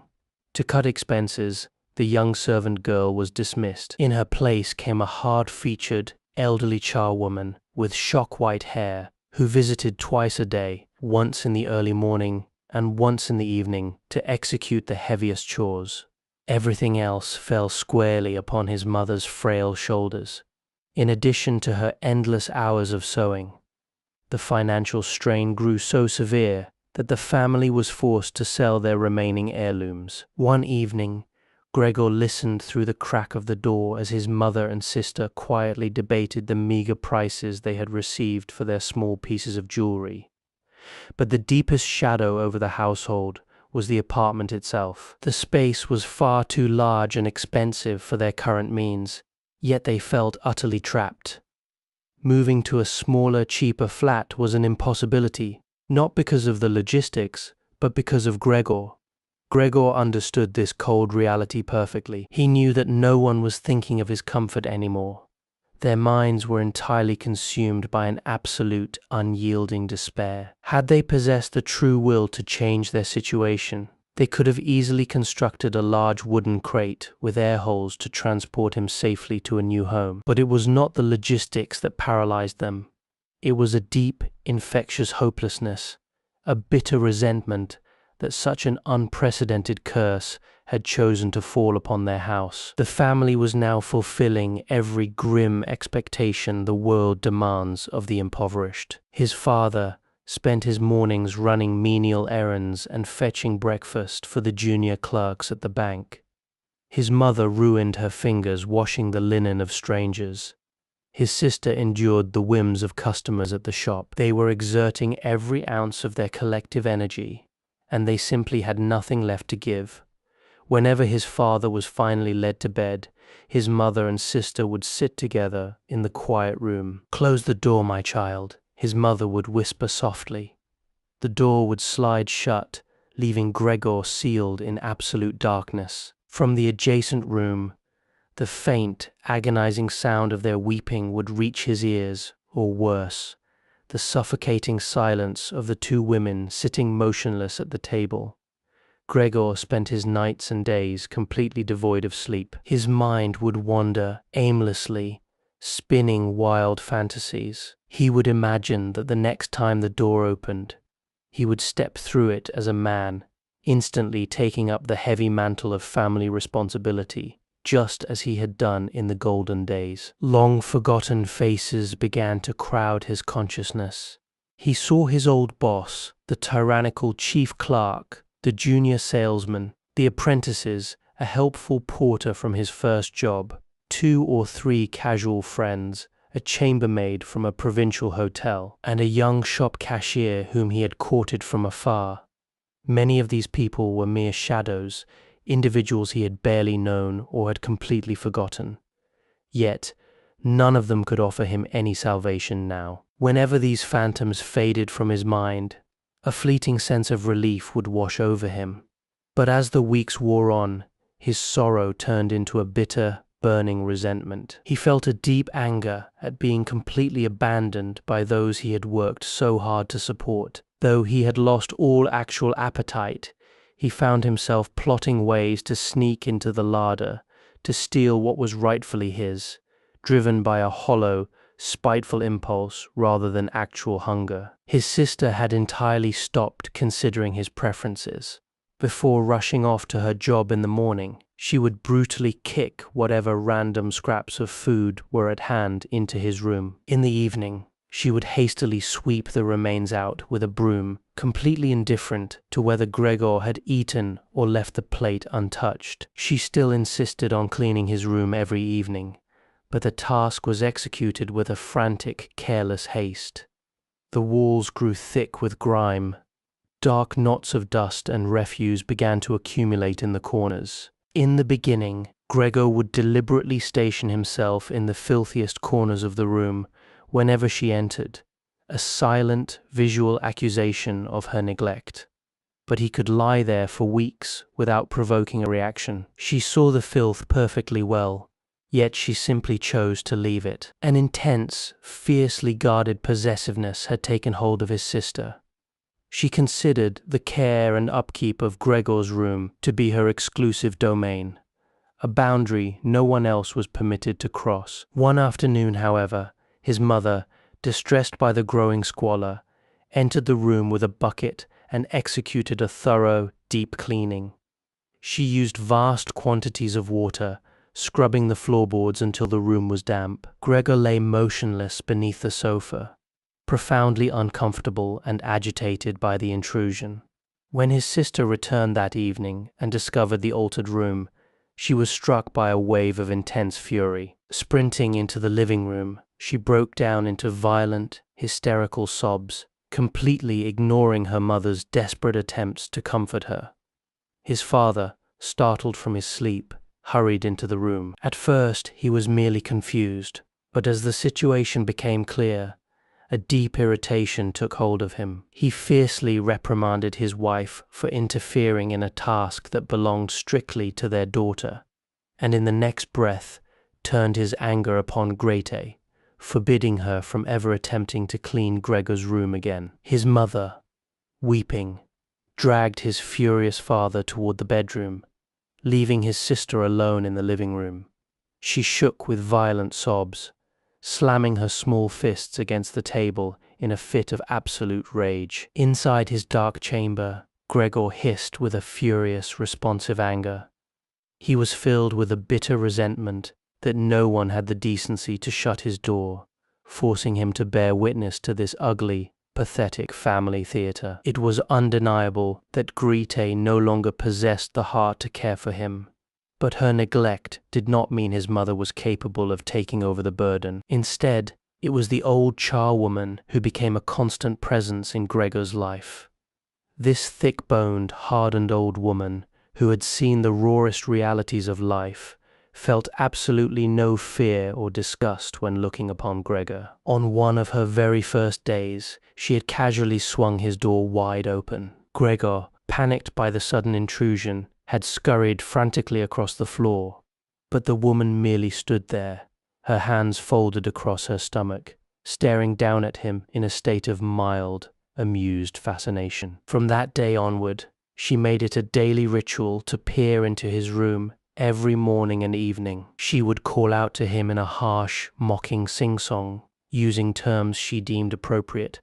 "Come over here, you old dung beetle," or "Look at that old dung beetle go." Gregor would remain absolutely motionless, refusing to grant her the satisfaction of a response, acting as though the door had never been opened at all. He often wished they would order the woman to clean his room daily, rather than allowing her to torment him with her mocking gaze. One morning, a torrential downpour was lashing against the window panes, leaving Gregor feeling exceptionally irritable and tense. When the old woman opened the door and began her usual mocking banter, a spark of defiance flared within him. Gregor turned and began to advance toward her, his movements slow, deliberate, and menacing, as if he were launching a calculated attack. But instead of recoiling, the old woman simply reached out and firmly grasped the back of a heavy wooden chair standing nearby. She stood her ground, her mouth hanging slightly open in a silent, mocking challenge. It was clear that she had no intention of closing the door. Rather, she was perfectly prepared to bring the heavy chair crashing down upon Gregor's back the moment he crossed the line. When Gregor realized his threat was futile, he quietly turned away. The charwoman calmly set the chair back into its place, letting out a sharp, dismissive chuckle. "Is that all you've got then?" she muttered, entirely unfazed. By this time, Gregor had almost completely stopped eating. On the rare occasions when his plate was pushed into the room, he might force himself to take a tiny morsel into his mouth, holding it between his jaws for hours on end, before finally spitting it back out onto the floorboards. In the beginning, he had comforted himself with the thought that it was the filthy state of his room that had ruined his appetite. Yet in truth, he had grown accustomed to the squalor remarkably fast. His chamber had essentially been converted into a storage dump for the household. Anything that could not find a proper place in the rest of the apartment was ruthlessly tossed through his door. The family had been forced to rent out one of the larger rooms to 3 paying lodgers to stay afloat. These 3 men were intensely solemn individuals, each possessing a thick, meticulously kept beard. Peering through the crack of his door one afternoon, Gregor had observed them closely. They were obsessed with absolute order and cleanliness, demanding pristine conditions throughout the entire flat, particularly in the kitchen. They could not tolerate the sight of any useless, discarded, or dirty object, because the lodgers had brought a vast amount of their own personal furniture and trunks into the apartment. A great number of family items became redundant. These pieces could neither be sold nor thrown away, and so they found a permanent home in Gregor's room. Even the kitchen ash bin and the main refuse box were now stationed in his corner. Whatever was deemed useless by the household was hastily flung into the darkness by the old charwoman. Gregor would catch nothing more than a fleeting glimpse of her thick arm and the object flying through the air. He had harbored a faint hope that she might return later to retrieve these items, but they simply remained where they fell, forming a chaotic obstacle course unless Gregor exerted his fading energy to drag them aside. Soon, the room became so heavily congested that there was scarcely any space left to move. He would spend hours dragging his fragile body through the narrow gaps between old boxes and broken furniture, only to collapse in a state of absolute, bone-deep exhaustion. Because the lodgers now consumed their dinners in the main hall, the sliding door to Gregor's room remained strictly closed during those hours. Remarkably, Gregor no longer felt any particular longing for the door to open. Even on the occasional evenings when the family left it unlatched, he chose to remain deep within the shadows of his pitch-black corner, refusing to take advantage of the light. One afternoon, however, the old charwoman carelessly left the door to the hall slightly ajar. When the lodgers returned that evening and illuminated the lamps, the threshold remained open. The 3 men took their seats at the dining table, the very table where Gregor, his father, and his mother had once gathered in the happier days of the past. They unfolded their linen napkins and lifted their silver forks and knives. His mother emerged from the kitchen, carrying a large platter bearing a heavy roast, followed closely by his sister, who balanced a steaming bowl of potatoes. Rich, warm vapor drifted through the air. The 3 men leaned over their plates in unison, inspecting the food with intense, critical eyes, as if evaluating whether it had been prepared to their exacting standards. The man seated in the center took his knife and sliced delicately into the meat, testing its tenderness. Only when he nodded in quiet approval did his mother and sister breathe a collective sigh of relief, exchanging a faint, strained smile. The family now took their own meals in the cramped confines of the kitchen. Yet, before his father sat down to eat, he stepped into the main hall, holding his bank cap in his hand, and made a formal low bow as he walked around the perimeter of the table. The 3 lodgers rose slightly from their chairs, muttering something indistinct through their thick beards. Once the formalities were concluded and the family had retreated, a heavy silence descended upon the apartment, broken only by the sound of the meals being consumed. From his dark corner, Gregor found himself struck by a surreal, deeply unsettling realization.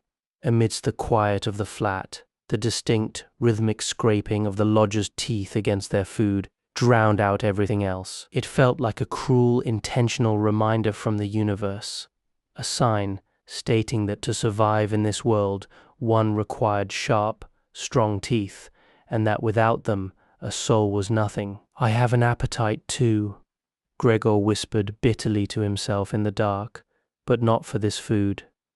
Look at how these strangers gorge themselves to their heart's content. while I am left here to slowly starve. It was during that very evening that Gregor heard the sweet, haunting strains of his sister's violin for the first time in months.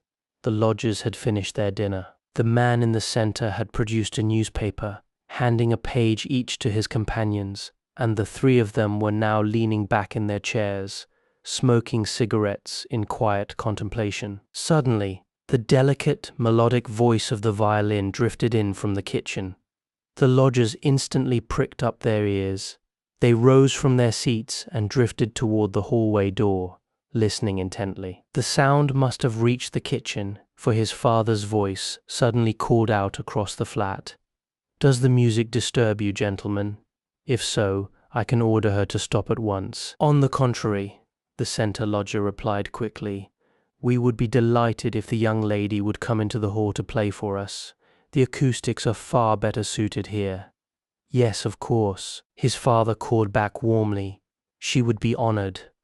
The lodgers retreated back into the room, waiting expectantly. Moments later, his father entered carrying the music stand, followed by his mother with the sheet music, and finally his sister with her violin. She set her things down with a calm, practiced grace. His parents treated the lodgers with an almost painful degree of reverence. His father stood motionless by the door, while his mother sat tucked away in a corner, exactly where she had been directed. As his sister drew the bow across the strings, beginning her piece, his parents watched her fingers with absolute rapt attention. Drawn by the beauty of the music, Gregor began to edge forward. Slowly, deliberately, he dragged himself out of his chamber until his head crossed the threshold, extending into the light of the hall. He no longer felt the slightest desire to conceal himself. There had been a time when he took immense pride in his stealth, in his ability to remain hidden from view. But now, his body was completely coated in the filth of his room. Thick knots of dust, loose threads, stray hairs, and decayed scraps of food adhered to his back and sides. He had lost all interest in keeping himself clean. Yet, despite his grotesque appearance, he crawled out onto the pristine parquetry of the hall without a trace of hesitation. No one noticed him. The family was entirely submerged in the melody. In the beginning, the lodgers had stood close to the music stand, practically leaning over his sister's shoulder to watch the notes on the page. Though this intrusion clearly unnerved her, she kept playing.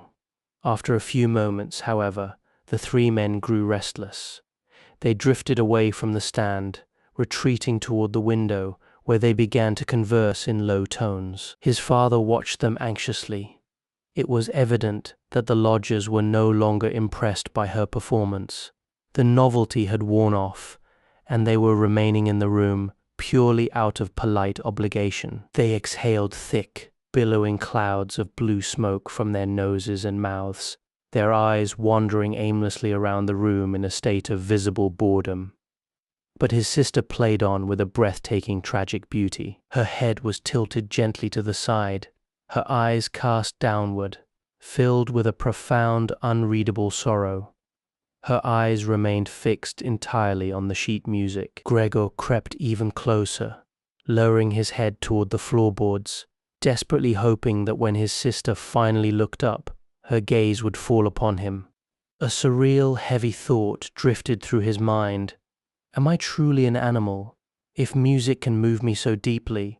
It felt as though a thin, fragile thread of a long-lost hope had been extended to him. He allowed himself to imagine crawling directly to her side, gently tugging at her skirt, and whispering to her that she must come into his room to play her violin. Here, in the quiet dark, her artistry and her grueling sacrifices would be understood and cherished in a way no stranger could ever comprehend. He wanted to keep her by his side, to ensure she would never leave his room, at least not as long as there was life left in his broken body. For the very first time since his transformation, a desperate desire arose within him to use his horrific, monstrous form to his advantage.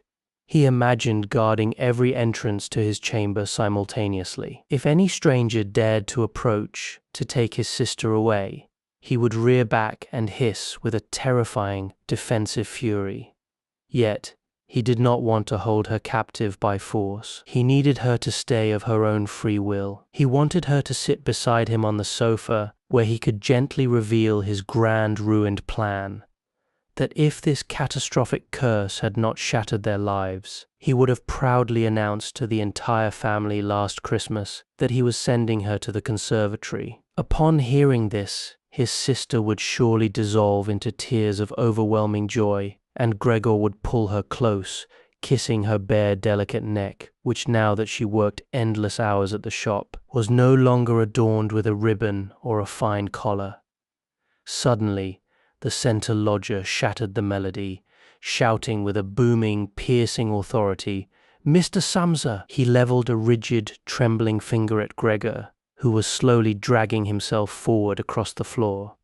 The violin fell instantly silent. The center lodger looked first at his companions, a grim, knowing smile passing over his face as they nodded in unison, before turning his sharp, judgmental gaze back onto Gregor. His father, thrown into a state of sheer panic, decided that placating the lodgers was his absolute priority.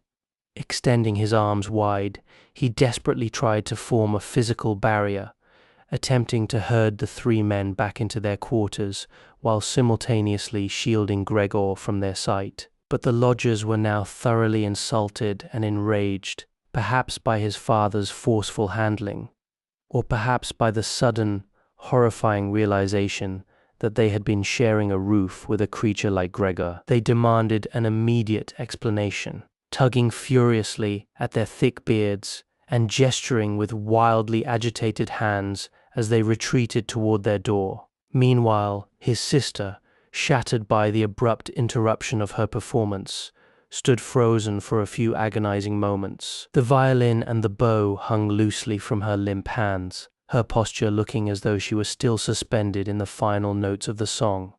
Then, she suddenly snapped out of her trance. Hurrying across the room, she unceremoniously dropped the violin into the lap of her mother, who was currently gasping for breath in her chair, and sprinted into the lodger's bedchamber. While his father continued to aggressively push the three men back, Gregor watched in awe at the frantic, desperate speed with which his sister worked. She tossed sheets and pillows through the air with practiced efficiency, making the beds and restoring absolute order to the room before the lodgers could even cross the threshold. Then, she vanished back into the hallway. His father, still consumed by an obstinate frenzy, continued to push against the men until the center lodger stamped his heavy boot against the floorboards with a resounding crack, forcing his father to a dead halt. Lifting his hand and looking coldly at both his mother and his sister, the lodger spoke. "Given the utterly disgraceful and unhygienic conditions prevailing in this household and this family, I am vacating these premises immediately. Furthermore, I refuse to pay a single penny for the days I have spent here. In fact, I shall seriously consider whether or not to bring legal action against you." His two companions stepped forward, chiming in absolute agreement. "We are leaving immediately as well." With those final devastating words, they retreated into their room and slammed the heavy door shut. His father, his hands trembling violently, staggered back toward his armchair and collapsed into it. He looked precisely as he did when drifting into his routine evening slumbers, yet the fierce, rhythmic twitching of his head made it agonizingly clear that he was wide awake, trapped in a silent storm of despair. Throughout all of this chaos, Gregor had remained exactly where the lodgers had first spotted him. His grand illusion had shattered completely. Destitute, broken, and hollowed out by weeks of starvation, he no longer possessed even the strength to turn around. A profound, suffocating dread washed over him.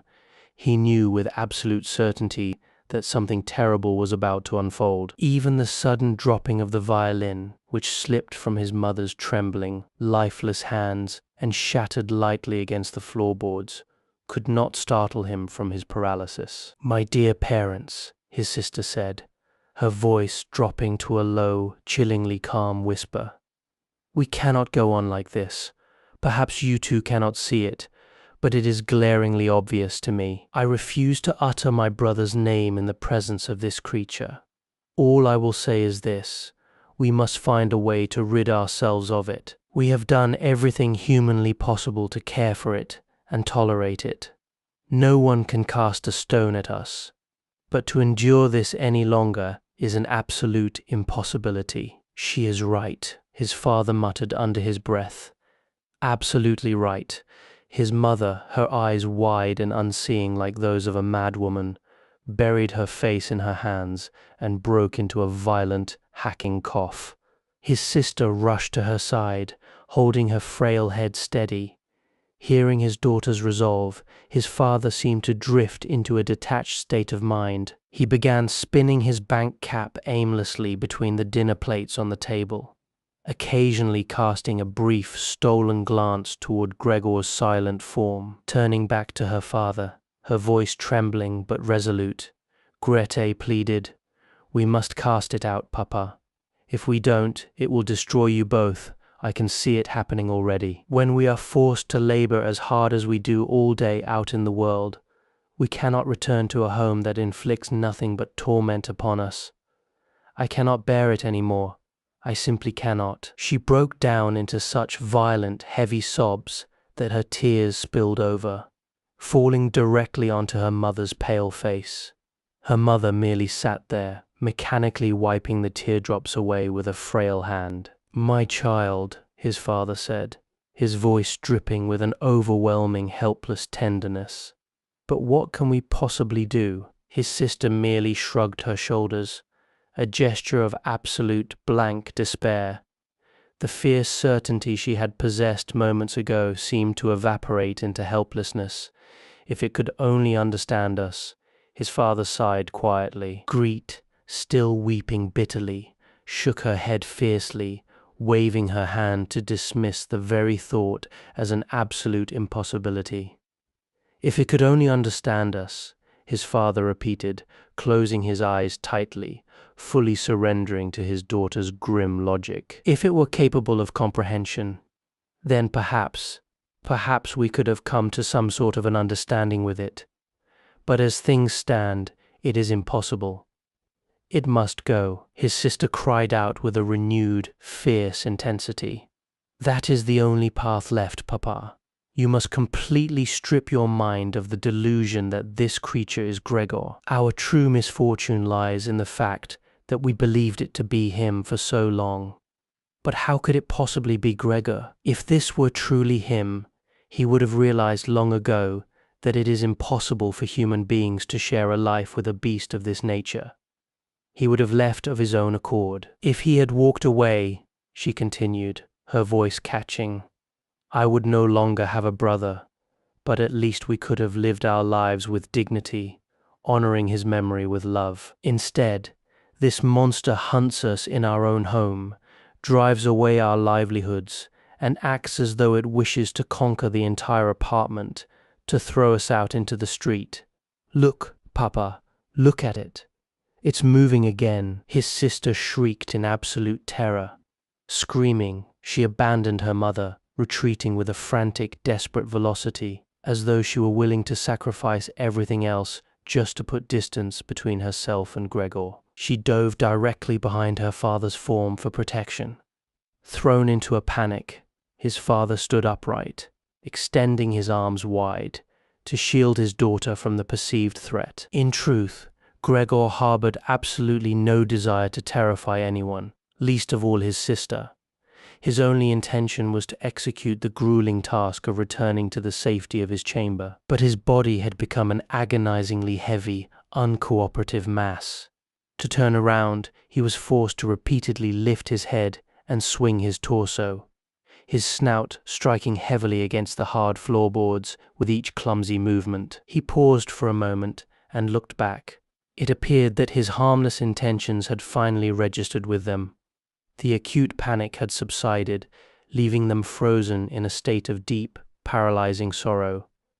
They watched him in absolute silence. His mother lay back in her chair, her eyes completely glazed with exhaustion, her legs stretched out straight and pressed tightly together, His father and sister sat close to one another, his sister's hand resting gently on her father's slumped shoulder.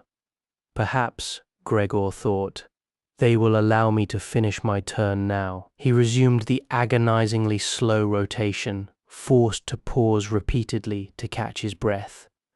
Occasionally, a faint, involuntary wheezing sound would escape his throat, but no one moved to strike or reprimand him. They simply let him be. When the laborious turn was finally completed, he began to head straight for his open doorway.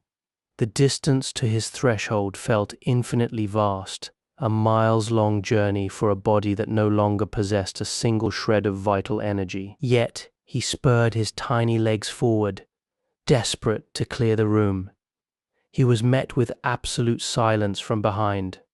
Not a single shout, voice or breath followed his retreat. As his head finally crossed the threshold, he attempted to look back one last time. He could not turn his neck fully, for his muscles had grown stiff and rigid, but through the corner of his eye, he saw that nothing had changed. His sister stood motionless in the light, and his mother remained deep in her heavy sleep.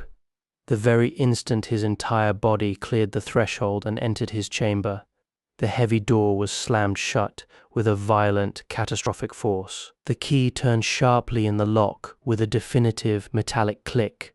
The sheer velocity of the sound struck Gregor like a physical blow, sending him collapsing heavily to the floorboards.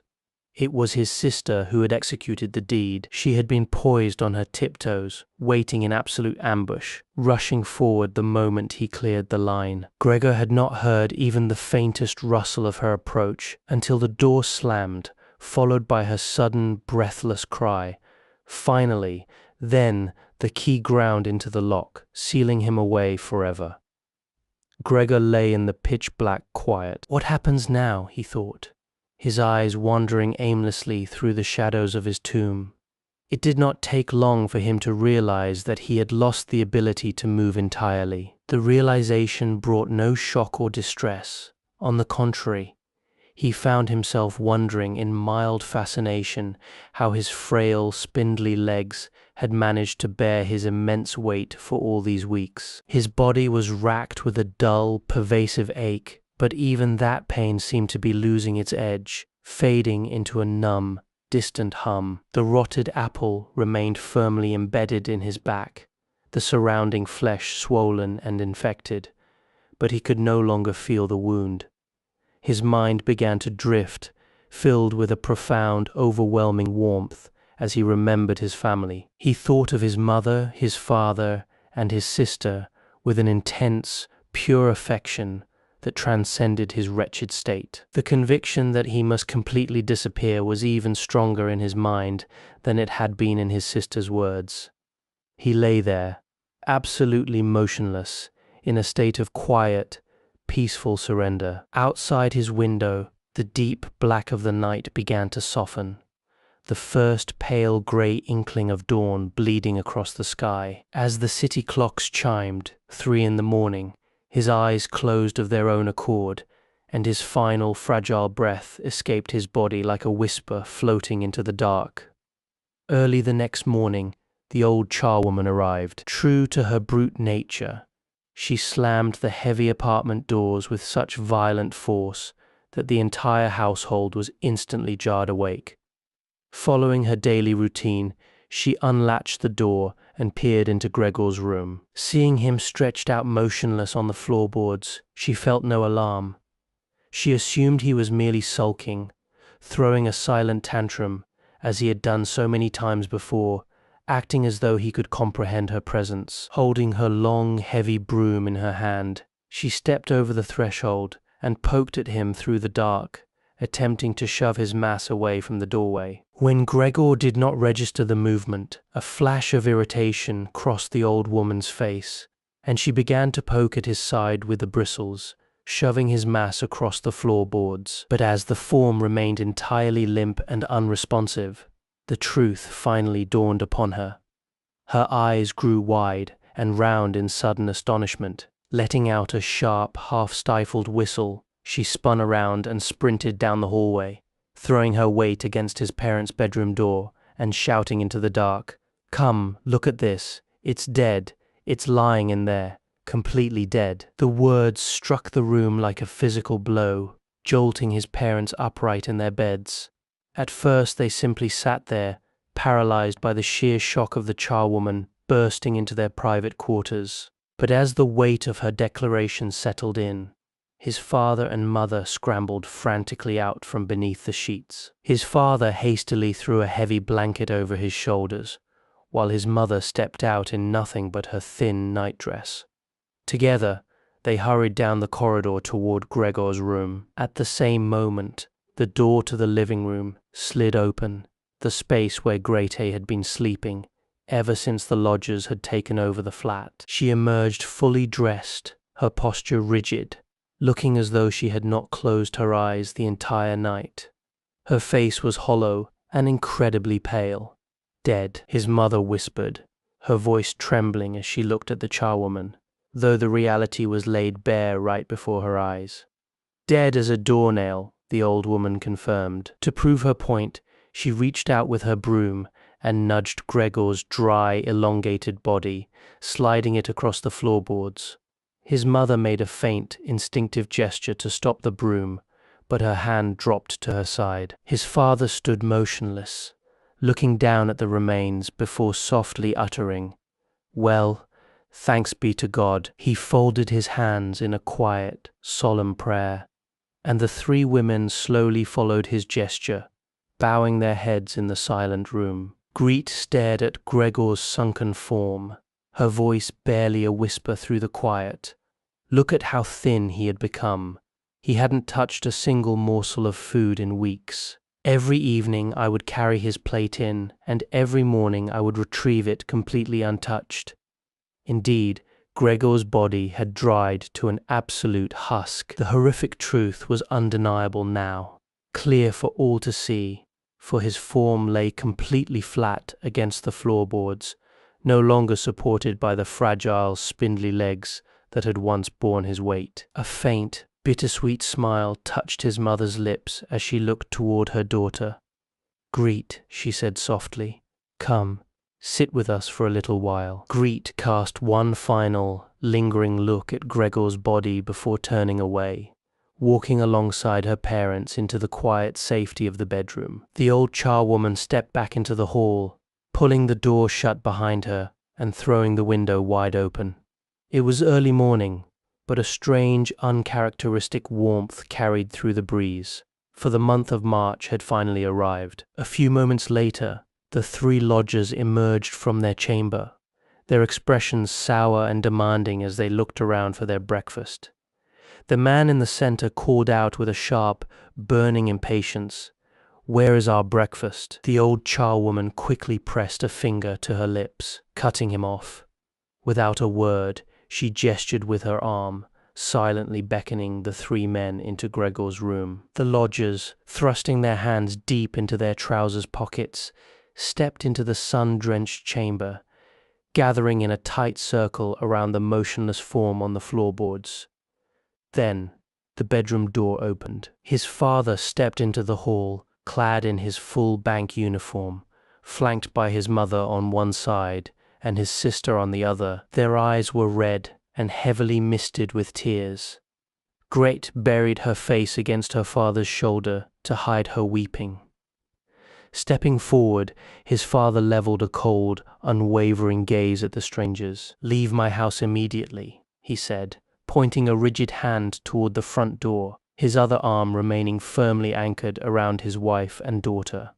The center lodger blinked in sudden confusion, a nervous, defensive stutter escaping his lips. What exactly do you mean by that?" he muttered, forcing a hollow, artificial smile onto his face. His two companions kept their hands tucked safely behind their backs, slowly rubbing them together, waiting with a quiet, malicious anticipation to see how this ugly confrontation would unfold. "I mean precisely what I said," his father replied, his voice hardening. With slow, deliberate steps, he began advancing directly toward the three men, his wife and daughter moving in perfect unison beside him. For a moment, the center lodger stood his ground, his eyes darting to the floor as though frantically searching for some legal leverage or alternative strategy. But as the uniform-clad patriarch closed the distance, the man bowed his head. "Very well," he muttered quietly. "We shall take our leave."